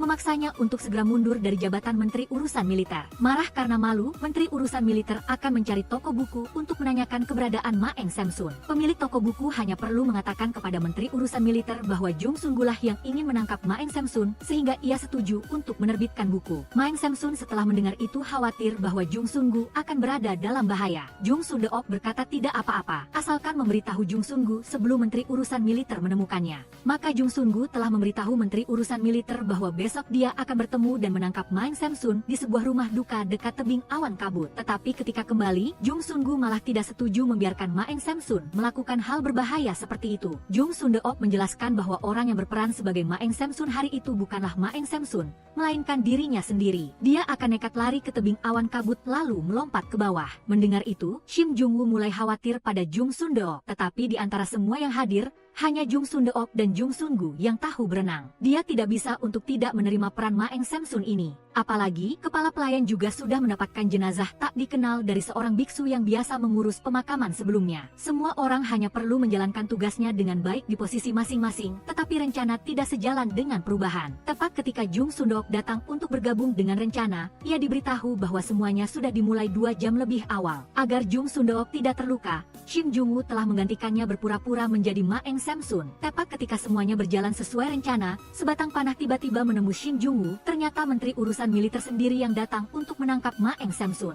Jika tidak membunuh Ma Eng Samsun dengan tangannya sendiri, dia sulit meredakan dendam di hatinya. Menteri Urusan Militer selangkah demi selangkah mendekat. Tepat ketika dia bersiap menembakkan panah kedua, Jung Sun-gu sudah tepat waktu mencegah. Tetapi panah tetap melesat dan Shim Jung-woo juga jatuh ke tebing, tenggelam ke dalam air. Untungnya, tepat pada saat ini Jung Sun-deok sudah berlari datang. Ia berhasil menyelamatkannya ke darat. Seseorang yang tidak tahu berenang sepertinya mengapa berani menggantikannya melakukan hal berbahaya seperti itu. Shim Jung-woo berkata bahwa dia sudah belajar berenang sejak kemarin. Ternyata, dia hanya melihat berbagai posisi berenang di buku lalu terus-menerus menggerak-gerakkan tangan dan kaki di atas meja. Namun karena harga diri, dia mengatakan kepada Jung Sun-deok bahwa jika bukan karena terkena panah, dia pasti sudah bisa menunjukkan kemampuan berenangnya. Jung Sun-deok tidak berkata sepatah kata pun, segera merobek ujung roknya dan mulai membalut luka Shim Jung-woo. Setelah itu, kepala pelayan dan Jung Sun-gu berlari datang. Karena riasan tebal di wajah Jung Sun-deok sudah luntur semua, Jung Sun-gu sudah mengenali identitas aslinya. Jung Sun-deok dan Jung Sun-gu berjalan ke samping. Dia meminta kakaknya merahasiakannya. Jika Shim Jung-woo mengetahuinya, mereka semua akan ditangkap. Percakapan rahasia kedua orang itu menarik perhatian Shim Jung-woo. Tetapi sekarang hal yang paling penting, tetaplah segera membawanya pergi dari sini agar bisa melanjutkan langkah rencana berikutnya. Begitulah, penulis terkenal Ma Eng Samsun dianggap sudah meninggal karena jatuh dari tebing dan tenggelam. Tetapi Menteri Urusan Militer tidak karena itu mundur dari jabatan. Dia mengikuti nasihat kanselir kiri dan terus menjabat. Dengan begitu, kekuatan keluarga mereka tidak akan berkurang. Siapa sangka, Raja tetap memutuskan untuk memecat jabatan Menteri Urusan Militer. Ternyata, putra mahkota tanpa sengaja menemukan ada orang yang secara pribadi mendirikan prasasti untuk memohon izin menebang pohon pinus secara diam-diam di sana. Setelah diselidiki, ditemukan bahwa itu adalah perbuatan Menteri Urusan Militer dan komplotannya. Menteri Urusan Militer karena itu dipecat dari jabatan. Memang kejahatan dibalas kejahatan. Adapun Shim Jung-woo, dia melihat sepotong kain berlumuran darah di tangannya, tidak membuangnya melainkan memilih untuk menyimpannya dengan penuh penghargaan. Karena itu adalah balutan luka yang dibuat oleh orang yang dia cintai. Beberapa hari kemudian, melihat luka Shim Jung-woo juga sudah hampir pulih. Mereka kini akan melanjutkan upaya perjodohan untuk ketiga nona muda. Tetapi rencana telah berubah. Jung Sun-deok ingin mengganti salah satu kandidat suami. Yang menggantikan adalah kepala sekretaris Jung Sun-gu. Rencana menghancurkan rumor kakak sulung telah berakhir. Jung Sun-gu tidak punya alasan lagi untuk terus ikut serta dalam pertemuan merencanakan. Tetapi karena khawatir pada adiknya, Jung Sun-gu memutuskan akan membantu mereka menjodohkan. Di mana ada Jung Sun-gu, tentu saja akan ada Ma Eng Samsun. Dengan kapasitasnya sebagai orang di dalam, ia juga akan berupaya keras mendukung pernikahan ini. Tepat ketika semua orang mengangkat gelas untuk bersulang, Jung Sun-deok tidak sengaja menjatuhkan sepasang sumpit ke lantai. Ketika dia membungkuk untuk mengambilnya, Jung Sun-gu langsung mengulurkan tangan menutupi sisi meja agar adiknya tidak terbentur kepala. Pemandangan ini kebetulan terlihat oleh Shim Jung-woo dan Ma Eng Samsun. Namun reaksi kedua orang itu benar-benar berbeda. Melihat Jung Sun-deok senang karena tindakan itu, Shim Jung-woo langsung marah, meminta Jung Sun-gu menjauhi Yeoju Daek sedikit. Begitulah, Jung Sun-deok dan kepala pelayan telah bertukar tempat duduk. Setelah itu, Ma Eng Samsun bertanya langsung kepada Jung Sun-gu apakah dia bisa menjadi pengantinnya. Tetapi jawaban yang dia terima adalah penolakan. Hal ini membuat Ma Eng Samsun sangat sakit hati. Dia minta maaf karena tidak mengikuti cara Jung Sun-deok. Hanya karena dia terlalu suka Jung Sun-gu sehingga sesaat tidak bisa menahan diri. Setelah itu, Ma Eng Samsun mengatakan kepada Jung Sun-deok jika Jung Sun-gu sudah menolaknya maka ikuti saja rencana awal. Jodohkan dia dengan pelajar nomor 23 yang pandai memasak dan dia akan berusaha melupakan Jung Sun-gu. Menguping percakapan di samping, Jung Sun-gu malah sedikit sedih. Keesokan harinya, Jung Sun-deok terpaksa memanggil ketiga calon ipar sesuai rencana awal. Pertama, dia memotong rambut mereka bertiga, agar mereka bisa menggulung rambut bundar dengan rapi dan berwibawa. Setelah itu, dia memilihkan pakaian untuk mereka kenakan pada hari pertemuan keluarga. Terakhir adalah hal-hal yang wajib mereka lakukan pada hari itu. Pertama adalah kakak laki-laki nomor 12. Dia harus bermain ayunan bersama kakak sulung, tetapi tidak bisa bermain ayunan sembarangan. Karena kakak sulung adalah juara kompetisi ayunan 3 tahun berturut-turut, maka dia harus berlatih sampai mati, tidak boleh kalah dari kakak sulung. Berikutnya adalah Yun Bu-geom, dia akan mengikuti kompetisi gulat dan harus berusaha memenangkan hadiah. Terakhir adalah kakak laki-laki nomor 23. Dia hanya perlu datang ke tepi sungai melihat Ma Eng Samsun mencuci rambut, lalu membawanya ke taman bunga untuk mewarnai kuku. Pada saat yang sama, kepala pelayan bertemu dengan seorang pemburu budak di luar. Dia datang ke sini untuk mencari Yeo Judaek. Melihat surat perintah penangkapan yang terjatuh, kepala pelayan terpaksa pura-pura tidak mengenal Yeo Judaek. Malamnya, kepala pelayan menceritakan kembali hal ini kepada Shin Jung-woo. Dia memberitahu Shin Jung-woo bahwa Yeo Judaek adalah orang yang telah membunuh putra sulung kanselir kiri. Maka keesokan harinya, Shin Jung-woo mengajak Jung Sun-deok bertemu di tepi sungai. Dia telah salah paham bahwa Jung Sun-deok adalah pembunuh, orang yang paling dia percayai malah membohonginya. Shin Jung-woo menyuruh Jung Sun-deok untuk tidak pernah muncul di depannya lagi. Kontrak perjodohan mereka berdua juga berakhir karenanya. Sisa uang kontrak juga sudah dibayarkan kepadanya. Karena masih memiliki perasaan padanya, Shin Jung-woo tidak melaporkan ke kantor pemerintah. Uang ini adalah untuk Jung Sun-deok gunakan untuk melarikan diri. Tetapi Jung Sun-deok yang tidak pernah membunuh siapapun benar-benar kebingungan. Setelah bertanya barulah tahu, ternyata dirinya disalahpahami sebagai pembunuh. Di sisi lain, Jung Sun-deok juga tahu jelas Yeo Judaek yang sebenarnya tidak akan membunuh orang. Tetapi dia tidak tahu apa yang terjadi dalam kasus 8 tahun lalu. Maka dia lari bertanya kepada pelayan di rumah, tetapi pelayan juga tidak tahu banyak. Hanya mendengar ada sepasang suami istri pedagang asongan ingin mencuri uang perak sehingga menyelinap ke dalam istana dan membunuh putra sulung. Jung Sun-deok merasa hal ini tidak masuk akal. Keesokan harinya, dia mencari kakaknya, meminta dia mencari tahu tentang kasus kakak iparnya 8 tahun lalu. Mungkin wanita yang mereka selamatkan di tepi sungai 8 tahun lalu ada hubungannya dengan kasus ini, dan dia mungkin telah difitnah. Kakaknya tidak mengerti mengapa Jung Sun-deok ingin membantunya. Berusaha mencari kematian. Tepat pada saat itu, Yeo Judaek muncul bersama putrinya, memberinya harapan untuk terus hidup. Jung Sun-deok percaya bahwa Yeo Judaek adalah hadiah yang dikirimkan suaminya untuknya. Setelah ini, dia menggunakan nama Yeo Judaek untuk bekerja sebagai mak comblang. Sedangkan untuk Shin Jung-woo, dia akan bertanggung jawab menjelaskan dengan jelas. Dalam perkembangan lain, Shin Jung-woo duduk tegak memegang pena gambar. Tetapi semakin menggambar, dia malah semakin teringat Jung Sun-deok. Marah sampai-sampai dia menggigit kertas gambar hingga robek. Selanjutnya, dia mengambil sebuah buku dan membaliknya untuk melihat, tetapi di dalamnya tersimpan potret Jung Sun-deok. Setelah melihatnya berulang kali, dia terpaksa berbaring pasrah. Baru-baru ini, setelah mengetahui Jung Sun-deok adalah orang yang meminta pengeluaran dan memutuskan hubungannya, Shin Jung-woo menjadi gelisah, tidak bisa makan dan tidak bisa tidur setelah sehari tidak bertemu. Setelah didiagnosis oleh teman tabibnya, ia menemukan bahwa ia menderita penyakit rindu, yang hanya akan sembuh jika ia bertemu dengan orang tersebut. Tetapi karena ia sendiri telah mengatakan bahwa ia tidak akan pernah bertemu lagi, Shin Jung-woo memutuskan untuk fokus pada pekerjaannya. Siapa tahu pekerjaan bisa membantunya berhenti memikirkan Jung Sun-deok, tetapi ia terlalu melebih-lebihkan dirinya sendiri. Di sisi lain, Shin Jung-woo mulai mengajari 3 pemuda terpelajar hal-hal yang harus dilakukan di hari Dano sesuai permintaan Jung Sun-deok sebelumnya. Yang pertama adalah kakak nomor 12, melihat penampilannya yang belum pernah berayun, Shin Jung-woo merasa kehabisan kata-kata. Berikutnya adalah Yun Bu-geom, melihat perawakannya yang kurus, pelatih merasa dia tidak memenuhi syarat untuk melawannya. Saat ini, Jang Si-jun berlari mendekat, mengatakan bahwa ia bisa menjadi lawan latihan bagi Yun Bu-geom karena ia juga akan berpartisipasi dalam kontes gulat di hari Dano. Sebagai pendatang baru, ia hanya pernah menonton kontes dan belum pernah bertarung sungguhan,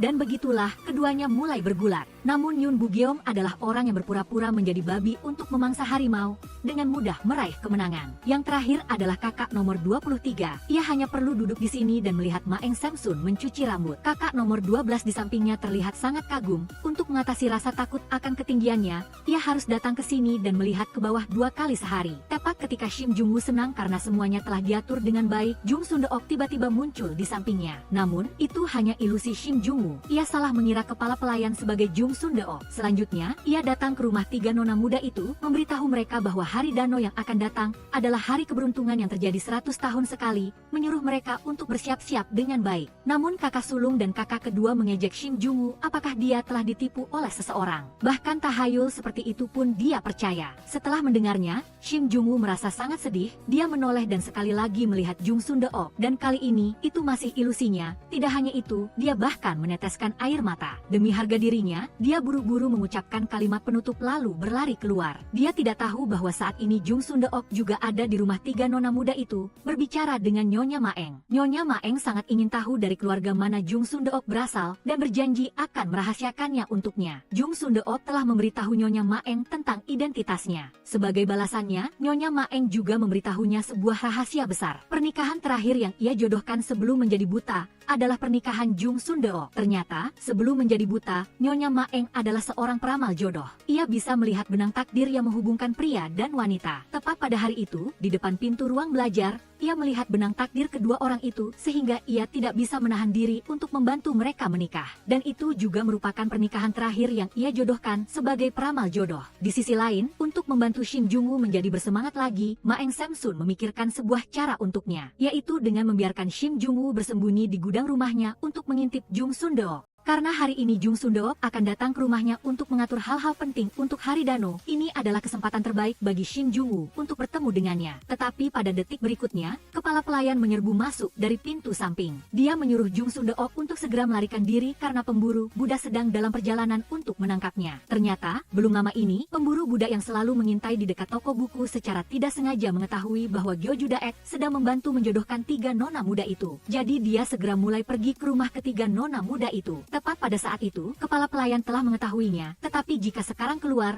mungkin akan berhadapan dengan pemburu Buddha itu. Jadi kepala pelayan menyuruh Jung Sundeok bersembunyi di dalam kamar. Siapa sangka, saat ini Shin Jung-woo juga bersembunyi di sana. Keduanya bertemu dalam situasi canggung seperti itu. Shin Jung-woo menyuruhnya untuk tidak keluar karena pemburu Buddha ada di luar. Tetapi begitu melihat Jung Sundeok, jantung Shin Jung-woo kembali berdebar kencang. Segera setelah itu, ia memeluknya erat-erat. Saat ini di luar, pemburu Buddha sedang mencari Gyoju Daek dengan panik. Ketika ia bersiap untuk menggeledah ruangan tempat keduanya bersembunyi, Nyonya Maeng dan kakak sulung tiba tepat waktu. Melihat pemilik rumah telah kembali, pemburu Buddha itu tidak berani berbuat onar lagi di sini dan terpaksa pergi. Melihat pemburu Buddha telah pergi, Jung Sundeok segera melangkah keluar dari gudang. Ia tidak bisa menerima cinta Shin Jung-woo karena takdir hubungan mereka tidak ada. Ia tidak menyukai Shin Jung-woo dan sebagai cendekiawan terpintar di Joseon, Jung Sundeok yakin ia pasti akan menemukan cara untuk menyembuhkan penyakit rindunya. Tetapi untuk menyelidiki kasus pembunuhan 8 tahun lalu, Shin Jung-woo tidak punya pilihan selain membawa Jung Sundeok ke Gyeongwonjae. Karena ia dan Shin Jung-woo ingin membersihkan nama Gyoju Daek, mereka harus tahu apa yang dilakukan Gyoju Daek tahun itu. Tetapi Jung Sundeok bukanlah Gyoju Daek yang asli, ia tidak tahu apa yang terjadi tahun itu, hanya bisa berpura-pura amnesia untuk menghindari masalah.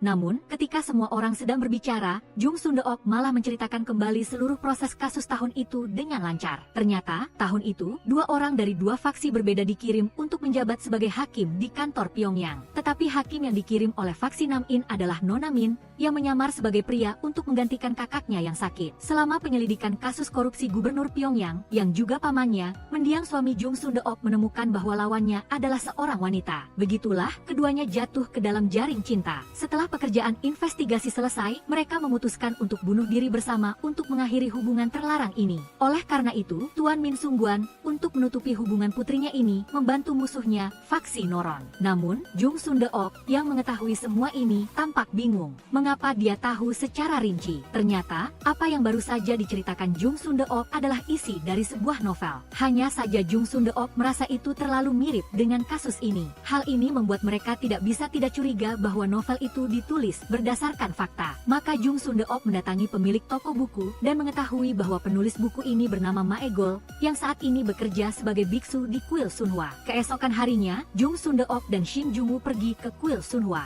Namun Maegol tidak ada di kuil saat ini, ia akan segera kembali. Saat ini, hujan tiba-tiba turun tanpa peringatan. Untuk berteduh, keduanya pergi ke sebuah rumah tua. Shin Jung-woo sekali lagi mengungkapkan perasaannya kepada Jung Sundeok. Sebenarnya, Jung Sundeok juga menyukai Shin Jung-woo. Jung-woo, tetapi ia selalu tidak bisa melupakan mendiang suaminya. Mungkin seumur hidupnya ia tidak akan bisa melupakan. Jung Sundeok hanya bisa memilih untuk menyembunyikan perasaannya. Saat keduanya sedang berbicara, hujan berhenti. Segera setelah itu, mereka menemukan Maegol yang baru saja kembali ke kuil dan bertanya apakah ia adalah penulis buku Putra Cendekiawan. Ini adalah plot twist paling tak terduga dalam drama ini.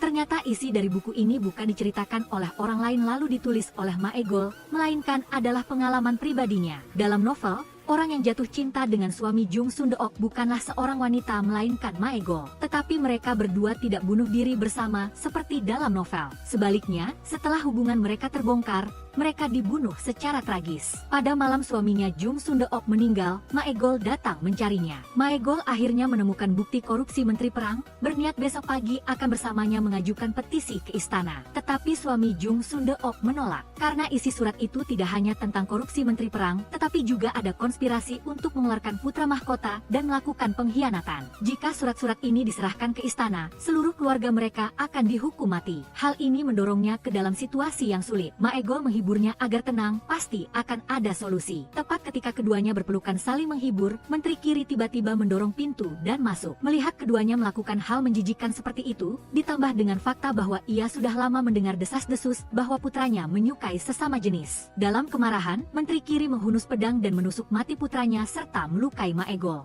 Meskipun Maegol selamat, putranya yang tidak melawan meninggal di tempat. Bukti-bukti itu juga diambil oleh Menteri Perang yang berlari datang. Maegol sangat menyesali dirinya sendiri. Jika hari itu Maegol tidak datang mencarinya, tidak akan ada yang meninggal. Oleh karena itu, ia pergi ke kuil Sunhwa, menjadi seorang biksu yang menghususkan diri mengurus pengumpulan jenazah orang-orang terlantar di alam liar. Selain itu, di sini ada papan nama orang yang ia cintai, ia bisa berada di sisi kekasihnya selamanya. Tepat ketika Shim Jung-woo dan Jung Sundeok kembali, seorang pria misterius mengikuti mereka dari belakang. Kemudian, ia pergi ke kamar Menteri Kiri, melaporkan kembali semua yang telah ia lihat. Menteri Kiri juga memerintahkannya untuk membawa biksu yang ditemui Shim Jung-woo. Ia ingin melihat siapa sebenarnya orang ini. Waktu berlalu hingga tiba hari Dano yang dinanti-nantikan semua orang. Semua pria dan wanita lajang di kota akan berpartisipasi dalam kegiatan perayaan. Jung Sundeok dan Shim Jung-woo juga harus menyelesaikan pernikahan ketiga nona muda hari ini. Yang pertama adalah kisah Ma Eng Samsun. Ia sudah pergi ke sungai sejak pagi. Tak disangka di tengah jalan ia bertemu Jung Sun-gu. Jung Sun-gu membuntuti Ma Eng Samsun sepanjang perjalanan. Sayangnya hari ini sungai tidak mengizinkan pria masuk. Ia terpaksa menyerah. Setelah itu, ia dan Shim Jung-woo duduk di tepi sungai melihat Ma Eng Samsun mencuci rambut. Tetapi setelah lama menunggu, cendekiawan nomor 23 masih belum terlihat. Duduk di satu tempat terlalu lama, Ma Eng Samsun berniat berdiri untuk meregangkan kaki agar tidak pegal. Siapa sangka begitu berdiri kakinya kram. Detik berikutnya, karena tidak bisa berdiri tegak, ia langsung jatuh ke sungai. Melihat pemandangan itu, Jung Sun-gu tanpa berkata apa-apa, langsung terjun ke sungai mengangkat Ma Eng Samsun. Saat ini, Ma Eng Samsun akhirnya mengerti, ternyata ia selalu menyukai Jung Sun-gu. Dari kejauhan, Shim Jung-woo melihat pemandangan ini, hatinya kembali terasa sakit, tetapi ia juga merasa sangat senang. Semua orang kemudian berkumpul di satu tempat. Jung Sundeok langsung mempertanyakan keduanya. Mengapa yang datang melihat Ma Eng Samsun mencuci rambut, bukan cendekiawan nomor 23 melainkan Jung Sun-gu. Melihat itu, Jung Sun-gu juga tidak berpura-pura lagi. Dia langsung mendatangi Ma Eng Samsun dan melamarnya. Dan Ma Eng Samsun, yang telah lama memendam cinta untuk Jung Sun-gu, juga dengan senang hati setuju menyaksikan akhir bahagia bagi cinta keduanya. Shim Jung-woo dan Jung Sundeok sangat gembira. Tetapi Jung Sundeok sedikit khawatir dengan cendekiawan nomor 23. Siapa sangka, saat ini cendekiawan nomor 23 sedang dalam perjalanan ke sungai dan telah bertemu dengan cinta dalam hidupnya. Di sisi lain, Jung Sundeok penasaran mengapa tadi ketika Ma Eng Samsun dan Jung Sun-gu bersama, Shim Jung-woo tidak merasa sakit hati. Shim Jung-woo juga tidak yakin, meskipun jantungnya masih berdebar sangat cepat, tetapi tidak lagi terasa sakit. Sebaliknya suasana hatinya malah membaik. Jung Sundeok saat ini teringat kata-kata Nyonya Ma Eng, peramal jodoh bisa melalui suara atau aura seseorang untuk mengetahui takdir jodoh. Mungkin Shim Jung-woo adalah seorang peramal jodoh. Ia belum sempat memastikan kontes gulat sudah akan dimulai. Pada saat yang sama, kakak kedua telah tiba di arena gulat. Namun orang yang sedang bertanding di dalam bukanlah Yoon Bu-geom, melainkan Jang Si-jun. Sementara Yoon Bu-geom sedang bersama Jo Gyun-seok dan Ye Jin menangkap ikan di tepi sungai. Ternyata pada malam sebelumnya, Ye Jin dan Jeng Si Jun telah bertemu secara rahasia. Keduanya memutuskan pada hari Dano akan pergi berkencan. Untuk berjaga-jaga, keduanya bahkan bertukar hadiah sebagai hadiah saat bertemu di hari raya. Waktu kembali ke masa sekarang, Jeng Si Jun sedang bertanding dengan sangat sengit. Suasananya sangat tegang. Tetapi pikirannya tertuju pada kakak kedua di sampingnya karena terlalu asyik melihat. Untuk menghiburnya, kakak kedua memberinya semangkuk sup, dan Jeng Si Jun juga memberinya tusuk konde sebagai hadiah balasan. Di sisi lain, Yun Bugeom sedang membantu Ye Jin mengeringkan rambut, tetapi keduanya masih belum menyatakan perasaan mereka satu sama lain. Sementara itu, Shim Jung-woo dan Jung Sun-deok datang terlambat mendengar kabar dari Mak Comlang lain bahwa kakak kedua mengalami kemajuan yang sangat lancar. Maka keduanya pun pindah ke arena ayunan. Kakak sulung dan cendekiawan nomor 12 juga berhasil bertemu, tidak ingin mengganggu mereka. Shim Jung-woo dan Jung Sun-deok naik ke atas tembok kota. Shim Jung-woo sekali lagi mengungkapkan perasaannya kepada Jung Sun-deok. Ia mengatakan bahwa ia tidak perlu melupakan mendiang suaminya, sama seperti ia yang tidak akan pernah melupakan putri mahkota. Tetapi saat ini, ia sangat mencintai Jung Sun-deok. Sementara di sisi ini, putra mahkota telah menyamar sebagai pria, diam-diam meninggalkan istana hanya untuk melihat kekasihnya berayun. Tetapi begitu ia keluar dari istana, ia sudah diincar oleh orang jahat. Belum sempat mendekati arena ayunan, ia sudah ditangkap oleh mereka. Detik berikutnya, ia langsung lari untuk menyelamatkan putra mahkota. Suara gaduh di arena ayunan menarik perhatian Jung Sun-deok dan Shim Jung-woo. Tepat ketika mereka berlari turun dari tembok kota, Shim Jung-woo tiba-tiba merasakan sakit di dada. Ternyata, cendekiawan nomor 12 telah bertemu dengan cinta dalam hidupnya. Shim Jung-woo menyuruhnya untuk tidak melewatkan gadis di depannya. Pada saat yang sama, kakak sulung berhasil menyelamatkan putra mahkota dengan ketapel. Namun bahaya belum berakhir, mereka dikepung oleh orang jahat di sebuah gang. Meskipun Shim Jung-woo dan yang lainnya datang tepat waktu, karena tidak memiliki senjata untuk membela diri, mereka tidak menimbulkan ancaman sama sekali bagi orang jahat itu. Melihat seorang penjahat menghunus pedang ke arah Shim Jung-woo, Jung Sun-deok maju untuk melindunginya. Namun, tebasan berikutnya berhasil ditahan. Ternyata, pemburu budak itu datang tepat waktu untuk membantu. Dulunya adalah seorang kepala sekretaris, ia dengan mudah mengalahkan para penjahat. Ceritanya, dalam perjalanan ke sini, Shim Jung-woo dan Jung Sun-deok secara tidak sengaja bertemu dengan pemburu budak. Shim Jung-woo memeluk Jung Sun-deok erat-erat, tidak ingin ia ketahuan. Tetapi pemburu budak itu sama sekali tidak memperhatikan mereka, melainkan langsung menuju Gyeongju Daek yang sebenarnya. Kali ini Gyeongju Daek kembali adalah untuk bertemu dengannya. Pemburu budak itu datang bukan untuk menangkap Gyeongju Daek, tetapi untuk mencari dan melindunginya. Kesalahpahaman di antara keduanya pun terselesaikan karenanya. Kembali ke masa kini, untungnya tidak ada yang terluka. Shim Jung-woo memutuskan untuk mengantar putra mahkota kembali sendiri. Dalang dibalik semua ini yang mendengar kabar Shim Jung-woo telah menyelamatkan putra mahkota menjadi sangat marah, memutuskan untuk memberinya pelajaran. Kembali ke toko, Jung Sun-deok mengakui identitasnya kepada Shim Jung-woo. Ia bukan Gyeongju Daek yang sebenarnya. Shim Jung-woo kemudian melamar Jung Sun-deok, tetapi ditolak mentah-mentah. Sebagai seorang nyonya bangsawan yang sudah memiliki anak, keadaan Jung Sun-deok tidak memungkinkan ia menerima cinta Shim Jung-woo. Ia hanya bisa dengan sedih memutuskan untuk tidak bertemu Shim Jung-woo lagi. Ditolak, Shim Jung-woo dan kepala pelayan berjalan di jalan pulang. Tak disangka malah disuguhi kemesraan di sepanjang jalan. Cendekiawan nomor 24 yang pandai memasak telah bertemu dengan seorang gadis ceroboh yang mengkhawatirkan. Keduanya terlihat sangat mesra. Cendekiawan nomor 12 juga sudah bersama gadis yang menyelamatkannya. Ia akan menuruti perkataan Shim Jung-woo, tidak akan menyia-nyiakan gadis ini. Sementara Yun Bugeom mengatakan kepada Shim Jung-woo bahwa ia sudah memiliki orang yang dicintai. Begitulah, semua pernikahan yang telah ditentukan untuk ketiga nona muda itu gagal. Di sisi lain, baru saja ditolak, Shim Jung-woo tidak tahan dengan guncangan ini. Ia bermimpi dirinya sekali lagi tenggelam di laut, dan Jung Sun-deok, seperti sebelumnya, mencoba berenang ke arahnya. Tetapi sekeras apapun mereka berusaha, keduanya tetap tidak bisa bersentuhan, seperti hubungan mereka terlihat dekat tetapi sebenarnya sangat jauh. Maka keesokan harinya, penyakit rindu Shim Jung-woo mulai memburuk, membuatnya terbaring di tempat tidur selama 4 hari. Tepat ketika teman dokternya mengira ia hampir meninggal, sepucuk surat dari Jung Sun-deok tiba-tiba dikirimkan. Segera setelah itu, Shim Jung-woo seolah hidup kembali. Ternyata, Jung Sun-deok menyadari ada takdir jodoh antara kakak sulung dan putra mahkota, jadi ia ingin membantu mereka menikah.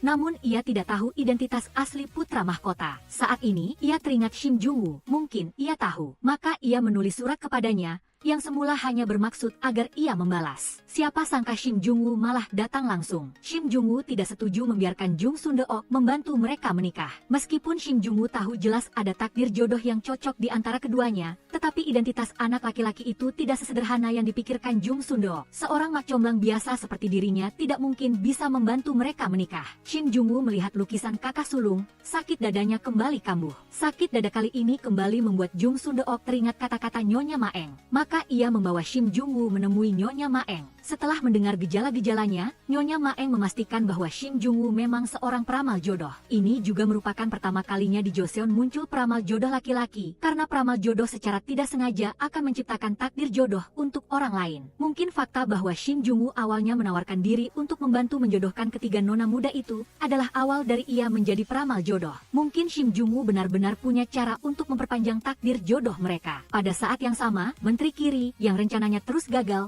memutuskan untuk melenyapkan ancaman yaitu Shin Jung-woo. Namun Nyonya Yu menentang hal ini. Ia ingin secara diam-diam melindungi Shin Jung-woo karena ia tidak sengaja menguping pembicaraan Menteri Kiri dan Menteri Perang. Mungkin kematian putra sulungnya ada rahasia lain, dan orang yang mengetahui rahasia ini hanya bisa Shin Jung-woo. Di sisi lain, meskipun Jung Sun-deok bukan peramal jodoh, ia tetap yakin bahwa kemampuan menjodohkannya tidak kalah dengan Shin Jung-woo. Sekarang, keduanya harus menyelesaikan masalah pernikahan kakak sulung dan kakak kedua. Calon jodoh baru untuk kakak sulung adalah seorang tuan muda kecil dengan identitas misterius. Jung Sun-deok menduga anak laki-laki itu mungkin adalah Yang Mulia Putra Mahkota. Melihat reaksi Shin Jung-woo, jelas ia menebak dengan benar. Jung Sun-deok sekalian bertanya tentang bagaimana Shin Jung-woo dan Putri Mahkota bertemu. Tahun itu, Putri Mahkota, sama seperti Putra Mahkota sekarang, diam-diam meninggalkan istana dan secara kebetulan bertemu dengan Shin Jung-woo. Shin Jung-woo jatuh cinta padanya pada pandangan pertama. Melihat Shin Jung-woo sangat mencintai Putri Mahkota, Jung Sun-deok merasa sedikit terkejut. Tetapi karena Shin Jung-woo tidak dipaksa menikah dengan Putri Mahkota, hal itu malah semakin membuat Jung Sun-deok menyukainya. Keduanya melanjutkan diskusi tentang perjodohan. Sebelumnya,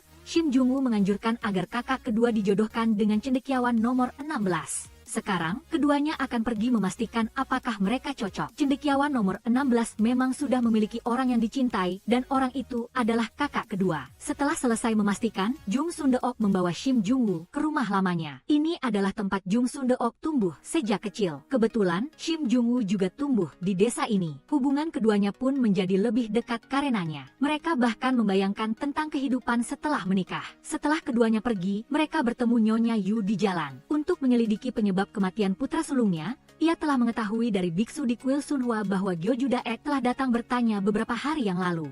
Maka ia pergi mencari Gyeoju Daek, ingin tahu apa yang dikatakan biksu Maegol padanya. Tetapi yang menemani Shin Jung-woo ke kuil Sunhwa adalah Jung Sun-deok, jadi Gyeoju Daek yang asli tentu saja tidak tahu apa-apa. Malam harinya, Jung Sun-deok datang mencari Nyonya Yu, melihatnya sedang melihat surat-surat yang dikirimkan putra sulungnya saat masih hidup. Batin Jung Sun-deok sangat kacau, mungkin ia harus memberitahu Nyonya Yu kebenarannya. Selanjutnya, Jung Sun-deok bersama Nyonya Yu pergi menemui bibi mereka. Tak disangka dalam perjalanan pulang, mereka bertemu dengan pria yang ia cintai. Shin Jung-woo akhirnya menyadari Jung Sun-deok adalah menantu dari keluarga Menteri Kiri. Tidak heran ia selalu tidak mau mengungkapkan identitasnya. Namun, ia tiba-tiba menyadari masalah yang sangat serius. Ia bergegas mencari Jung Sun-gu. Ternyata, Shin Jung-woo selalu diam-diam menyelidiki tentang racun ulat sutra emas. Dalam proses itu, ia mengetahui rencana pengkhianatan Menteri Perang dan Menteri Kiri, dan putra sulung Menteri Kiri juga kehilangan nyawa karena masalah ini. Jika Raja memanggil dan menginterogasi petugas medis dinasti Ming yang membawa racun, maka kejahatan pengkhianatan faksi Menteri Kiri akan terbukti. Untuk melindungi Jung Sun-deok, Shin Jung-woo menunjukkan kepada Jung Sun-gu hasil penyelidikannya selama 8 tahun terakhir.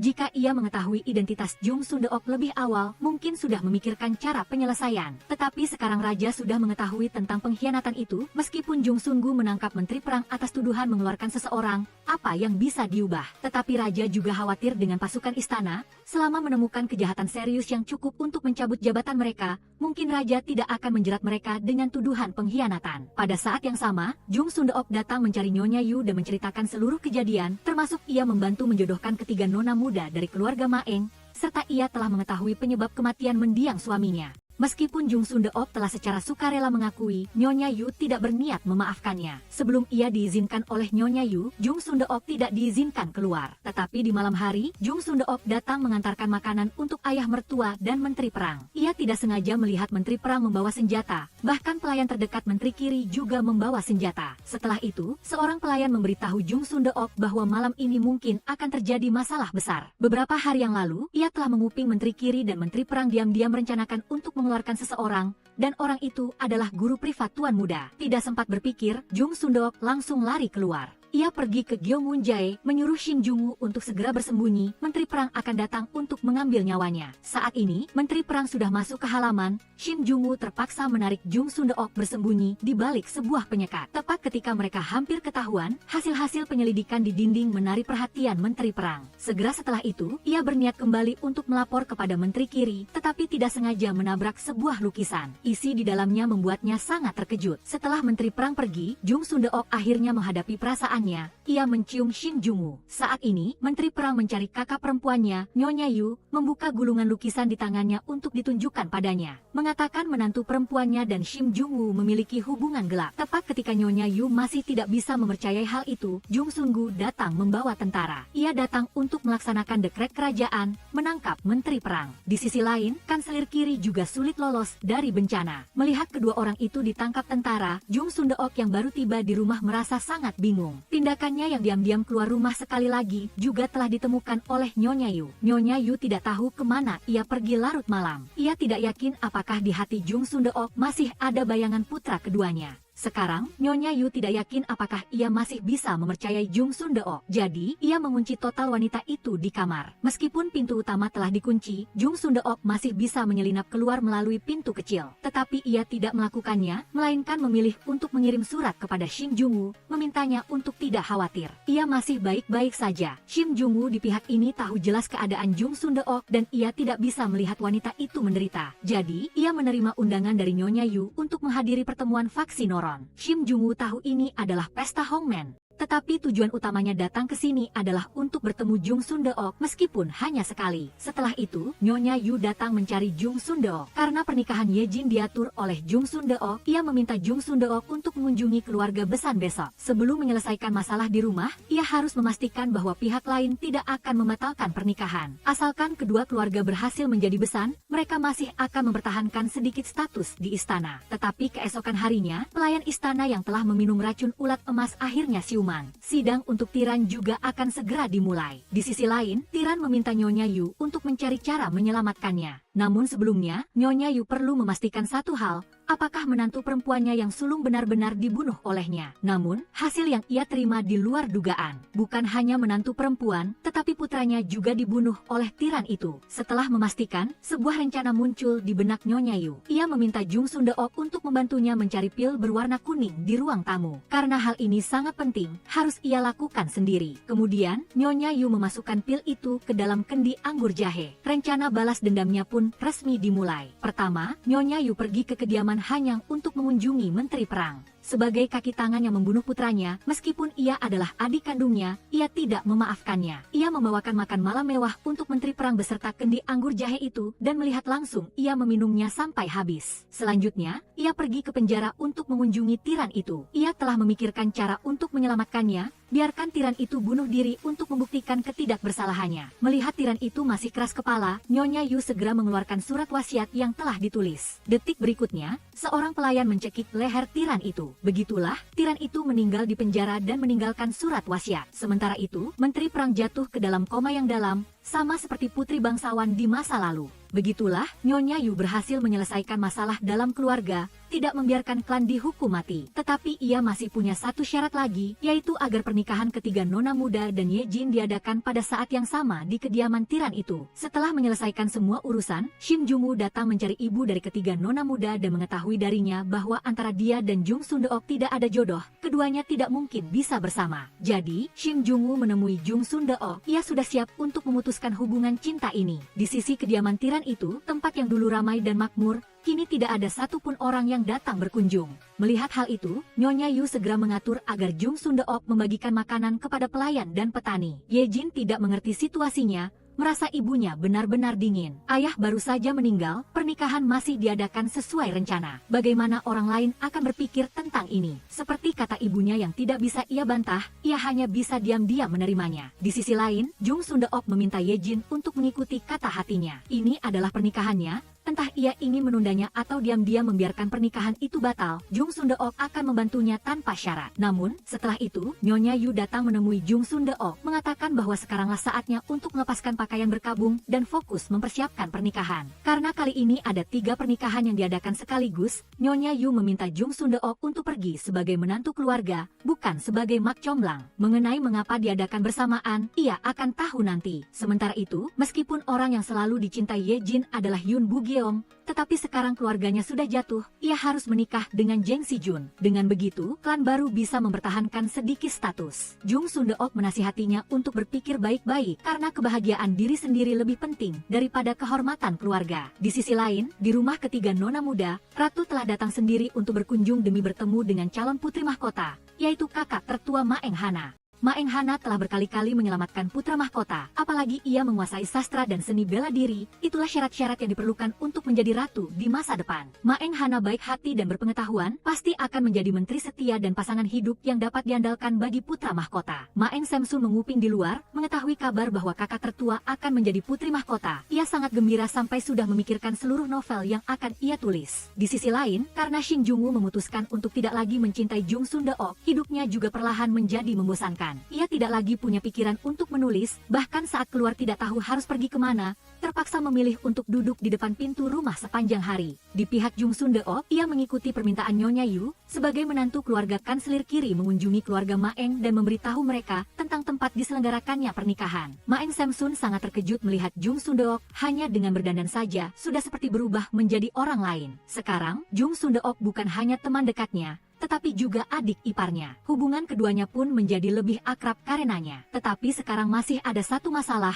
yaitu kakak kedua Maeng Du Ri masih tidak mau menikah. Maeng Du Ri telah memberitahu Jung Sundeok alasannya, ia merasa bahwa ia sendiri yang menyebabkan ibunya menjadi buta. Ayahnya sepanjang hari hanya tahu membaca buku, sama sekali tidak peduli tentang menafkahi keluarga. Ibunya harus mengandalkan pekerjaan mak comblang untuk menghidupi seisi rumah, tetapi nenek dan ayahnya merasa ibu membuat mereka malu. Agar ibu tidak keluar bekerja sebagai mak comblang lagi, nenek memberinya sejenis obat yang menyebabkan kebutaan. Ayah tahu tetapi tidak mencegahnya. Meskipun penyebabnya adalah nenek dan ayah, tetapi setiap kali melihat ibu, ia selalu merasa itu adalah kesalahannya. Jung Sundeok mendengarnya lalu termenung. Sementara itu, Shim Jung-woo datang mencari Nyonya Maeng. Ia mengetahui darinya bahwa ia dan Tuan Besar Maeng adalah pasangan menikah lagi, di antara mereka bukanlah takdir yang telah ditentukan. Hal ini sekali lagi menyalakan api cinta Shin Jung-woo kepada Jung Sundeok. Ditambah dengan akhir bahagia Gyo Judaek dan pemburu Buddha itu, Jung Sundeok meminta Shin Jung-woo untuk tidak lagi menyembunyikan perasaannya. Maka, Shin Jung-woo menyatakan perasaan cintanya yang membara padanya. Akhirnya, hari pernikahan pun tiba. Kediaman kanselir kiri sibuk luar dalam. Ye Jin selesai mencoba gaun pengantin, wajahnya sedih. Maeng Samsun sebaliknya sangat gembira. Sementara Maeng Du Ri mengabaikan semuanya. Pada saat yang sama, para mempelai pria juga sudah rapi, bersama-sama datang ke kediaman kanselir kiri. Setelah itu, pernikahan resmi dimulai, para pengantin wanita masuk satu persatu. Jung Sundeok juga berada di dapur belakang untuk membantu mengawasi. Setelah itu, Nyonya Maeng dan ketiga nona muda bersama Shin Jung-woo datang ke kediaman kanselir kiri. Jung Sundeok buru-buru berlari dari dapur untuk menyambut mereka. Ia membawa Maeng Samsun dan Maeng Du Ri ke kamarnya. Melihat gaun pengantinnya, Maeng Samsun tersenyum lebar sampai ke telinga. Setelah memakainya, ia bahkan dengan gembira berputar beberapa kali. Pada saat yang sama, para mempelai pria berdatangan satu persatu ke kediaman kanselir kiri. Pertama adalah Jeng Si Jun, mengenakan gaun pengantin. Ia terlihat sangat tampan, memancarkan aura seorang tuan muda. Tetapi Shin Jung-woo, dengan pikiran yang tajam, ingat bahwa Jeng Si Jun adalah pria yang berkencan dengan Maeng Du Ri di jalanan sebelumnya. Dan saat itu ia bahkan merasa sakit hati. Mungkin mereka berdua baru benar-benar pasangan yang serasi. Berikutnya adalah Jung Sun-gu, sebagai seorang perwira tinggi. Sebelumnya ia bukan hanya besan kediaman kanselir kiri, tetapi sekarang bahkan menjadi saudara ipar dengan putra mahkota. Hal ini membuat hakim yang berdiri di sampingnya sangat kagum. Sekarang hanya tinggal kurang sarjana nomor 16. Tetapi ia terus saja belum muncul. Kepala pelayan terpaksa harus pergi mencarinya sendiri. Di pihak para pengantin wanita, Maeng Samsun dan Maeng Du Ri sama sekali tidak ada masalah, sudah bersiap mengenakan topi bunga. Tetapi di pihak Ye Jin, ia meminjam alasan pergi ke kamar kecil untuk diam-diam melarikan diri dan meninggalkan sepucuk surat. Ia mengatakan bahwa ia sudah memiliki kekasih hati. Saat ini, karena putra mahkota akan segera tiba, Nyonya Yu terpaksa mencari seseorang untuk berpura-pura menjadi Ye Jin untuk melaksanakan pernikahan terlebih dahulu. Setelah itu, ia akan mencari Ye Jin kembali sebelum masuk kamar pengantin. pengantin. Tetapi melakukan hal itu sama saja dengan menipu Jang Si-jun dan putra mahkota. Dengan semangat keadilan yang meluap, Jung Sundeok memutuskan untuk mengatakan kebenaran kepada putra mahkota. Tetapi di pihak mempelai pria juga telah terjadi masalah serupa. Kepala pelayan menerima perintah dari Shin Jung-woo untuk mencari sarjana nomor 16. Tetapi ketika sampai di rumah, ia mendapati bahwa pria itu sudah menikah. Ternyata, hakim itulah yang berbuat curang. Untuk merusak pernikahan kali ini, ia meminta sarjana nomor 16 untuk diam-diam menikah. Sebagai imbalannya akan diaturkan jabatan di kantor Hanyang. Jang Si-jun setelah mendengarnya sangat marah. Setelah itu, Jung Sundeok juga memberitahu Shin Jung-woo dan semua orang tentang Ye Jin yang melarikan diri. Menurut situasi saat ini, pernikahan kali ini dianggap gagal. Jung Sundeok meminta maaf kepada Jang Si-jun, tetapi ia tidak hanya tidak marah, malah sangat gembira. Ternyata, orang yang disukai Jang Si-jun selama ini selalu adalah nona muda kedua Ma Eng-du-ri, bukan Ye Jin. Berdasarkan serangan jantung sebelumnya, Shin Jung-woo juga membenarkan bahwa mereka berdua adalah pasangan yang serasi. Jung Sundeok segera mengatakan bahwa Ma Eng-du-ri juga menyukai Jang Si-jun. Namun saat ini, Shin Jung-woo dan Jung Sundeok juga secara bersamaan menemukan suatu keanehan. Pada kaos kaki Jang Si-jun ada seekor kupu-kupu, dan kebetulan Ma Eng-du-ri hari ini juga mengenakan sepasang kaos kaki bermotif kupu-kupu. Hal ini membuat Jung Sundeok langsung menyadari hubungan keduanya. Agar pernikahan dapat berlangsung normal, Jung Sundeok mempersatukan pasangan Ma Eng-du-ri dan Jang Si-jun, dan pasangan pengantin terakhir adalah Ye Jin dan Yoon Bu-geong. Pada saat yang sama, Ye Jin telah berlari menemui Yoon Bu-geong. Keduanya akhirnya menyatakan perasaan mereka satu sama lain. Yoon Bu-geong juga menegaskan bahwa seumur hidup ini ia tidak akan menikahi siapapun selain wanita itu. Setelah itu, Jung Sundeok memulai rapat perencanaan. Pertama,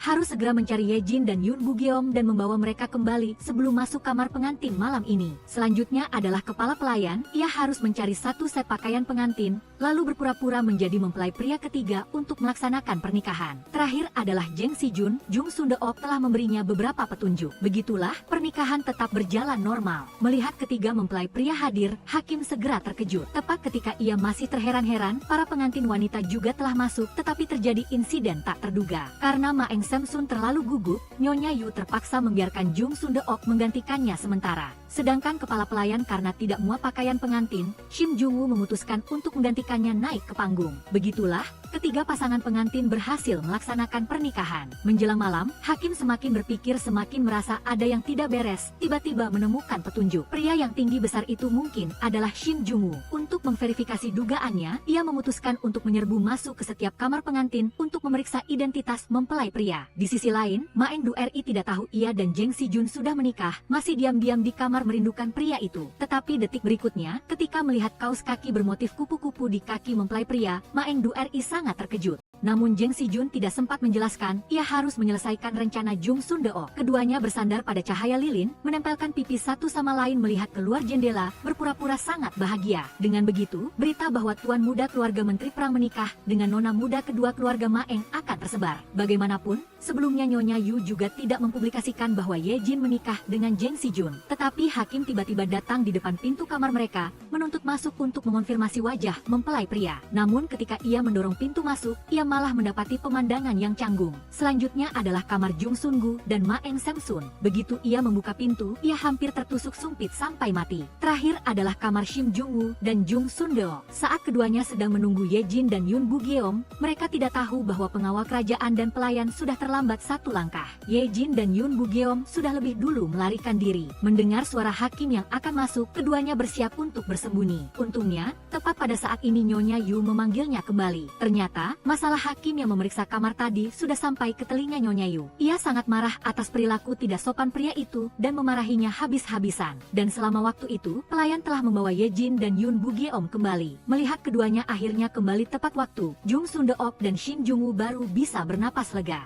Setelah itu, Jung Sundeok menceritakan kepada keduanya tentang adegan barusan, mengatakan bahwa sebentar lagi setelah hakim selesai memeriksa kamar, harus membiarkan ia melihat wajah Yoon Bu-geong, karena hanya dengan begitu baru bisa membersihkan nama Shin Jung-woo. Namun, kata-kata belum selesai terucap sudah terdengar suara pintu dibuka. Hakim bermaksud langsung masuk untuk memastikan apakah mempelai pria adalah Shin Jung-woo. Saat ini, Ye Jin teringat kata-kata Jung Sundeok yang belum selesai. Maka ia mendorong Yoon Bu-geong jatuh, lalu membalikan wajah pria itu ke arah hakim. Begitulah, tepat pada saat hakim dan Nyonya Yu membuka pintu, mereka telah melihat jelas wajah Yoon Bu-geong.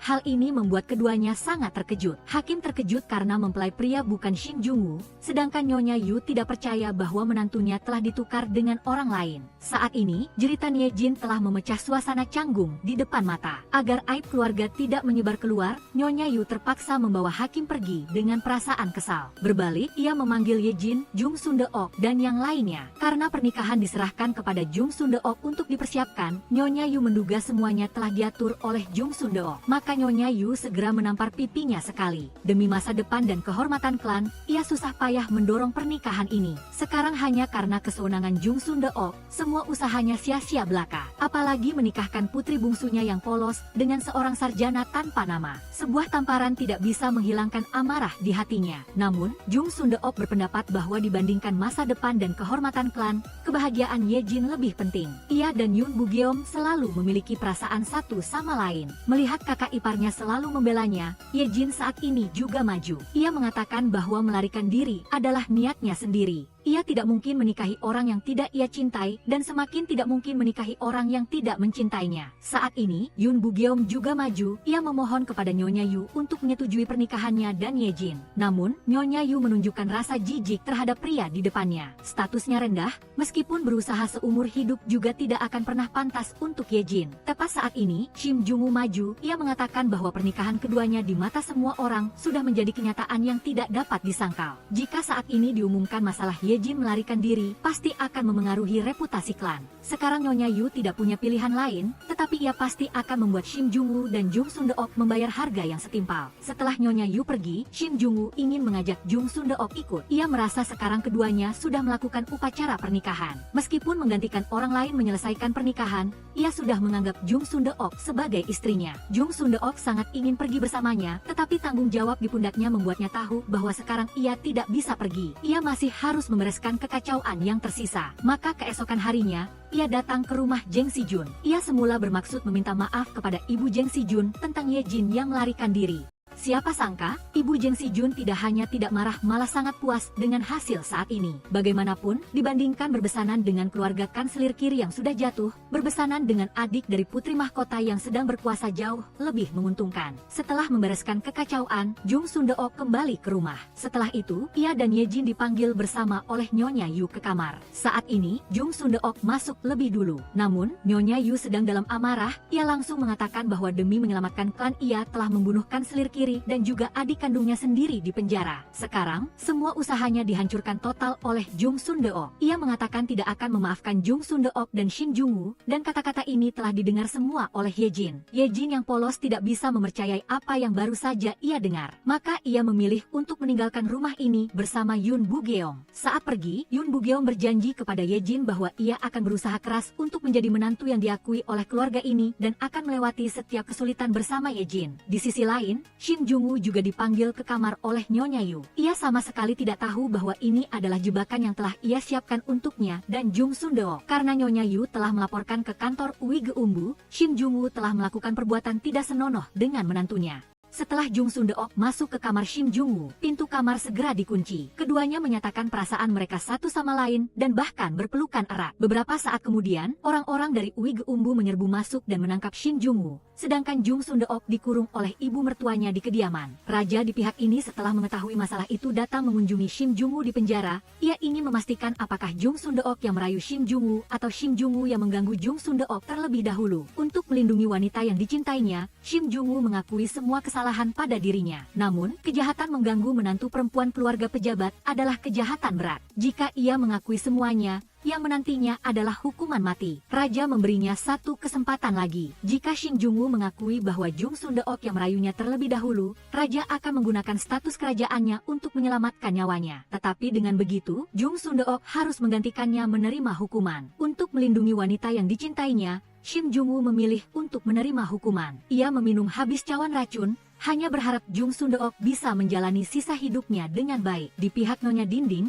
setelah mendengar kabar bahwa Shin Jung-woo telah meninggal, memberinya sebilah pisau dan memberitahunya kabar bahwa Shin Jung-woo telah meninggal di penjara, memintanya untuk memilih sendiri. Namun, setelah itu, Shim Jung-woo telah sadar kembali. Ternyata raja akhirnya tetap mengampuni nyawa Shim Jung-woo. Racun yang ia minum sebelumnya telah diencerkan. Di bawah pertolongan tabib istana, ia akhirnya pulih. Hal pertama yang Shim Jung-woo lakukan setelah sadar adalah mencari Jung Sun-deok. Tetapi tabib istana malah memberitahunya bahwa Jung Sun-deok telah bunuh diri demi dirinya. Shim Jung-woo tidak percaya dan ingin pergi memastikan. Tetapi karena tubuhnya lemah ditambah dengan guncangan mental, ia sekali lagi pingsan. Waktu berlalu beberapa bulan, ketiga nona muda keluarga Ma Eng dan Ye Jin semuanya mendapatkan akhir yang bahagia. Ma Eng Samsun kembali melanjutkan profesinya sebagai penulis novel. Setiap kali kehabisan ide, Jung Sun-gu selalu membantunya menemukan inspirasi, bahkan tanpa ragu mengorbankan citra diri. Nona muda kedua dan Jeng Si-jun juga menjalani hidup bahagia. Kakak tertua setelah menjadi putri mahkota memiliki cerita yang tak ada habisnya dengan putra mahkota. Sedangkan Ye Jin dan Yoon Bu-gyeom meskipun tinggal di rumah sederhana, Yoon Bu-gyeom telah menjadi guru Jo Geun-so. Keduanya juga memiliki kehidupan yang bahagia dan memuaskan. Hanya Shim Jung-woo yang masih tenggelam dalam kesedihan, tidak bisa keluar, ia menjalani hidup terasing. Raja karena tidak ingin menyanyiakan bakat Shim Jung-woo telah memberinya identitas baru sebagai inspektur rahasia, agar ia menggunakan kemampuan mak comblang gandanya untuk menjodohkan para pemuda dan gadis yang masih lajang. Tidak hanya itu, Raja juga mengatur seorang asisten untuknya. Shim Jung-woo mendatangi sebuah rumah tua sesuai alamat yang diberikan Raja. Namun, kemunculan orang di depan matanya membuat Shim Jung-woo mengira ia sedang berhalusinasi. Ternyata Jung Sun-deok tidak meninggal, keduanya berpelukan erat. Alkisah malam itu, Jung Sun-deok tidak mengikuti perkataan ibu mertuanya untuk memilih bunuh diri. Meskipun ia telah kehilangan Shim Jung-woo, ia berpikir bahwa jika ia meninggal, ibu mertuanya akan menanggung gunjingan. Ye Jin dan Yoon Bu-gyeom juga akan hidup dalam penyesalan, sedangkan putranya Jo Geun-sok juga akan kehilangan ibu. Ia memilih untuk terus hidup dengan tabah, bunuh diri tidak harus menjadi satu-satunya ekspresi cinta. Ia memilih untuk menghadapi segalanya dengan berani. Pada saat yang sama, berkat permohonan putra mahkota, Raja menyetujui Jung Sun-deok berpura-pura mati. Mengenai saat ini, Jung Sun-deok dan Shim Jung-woo telah memulai hidup mereka sebagai mak comblang ganda. Namun sebelumnya,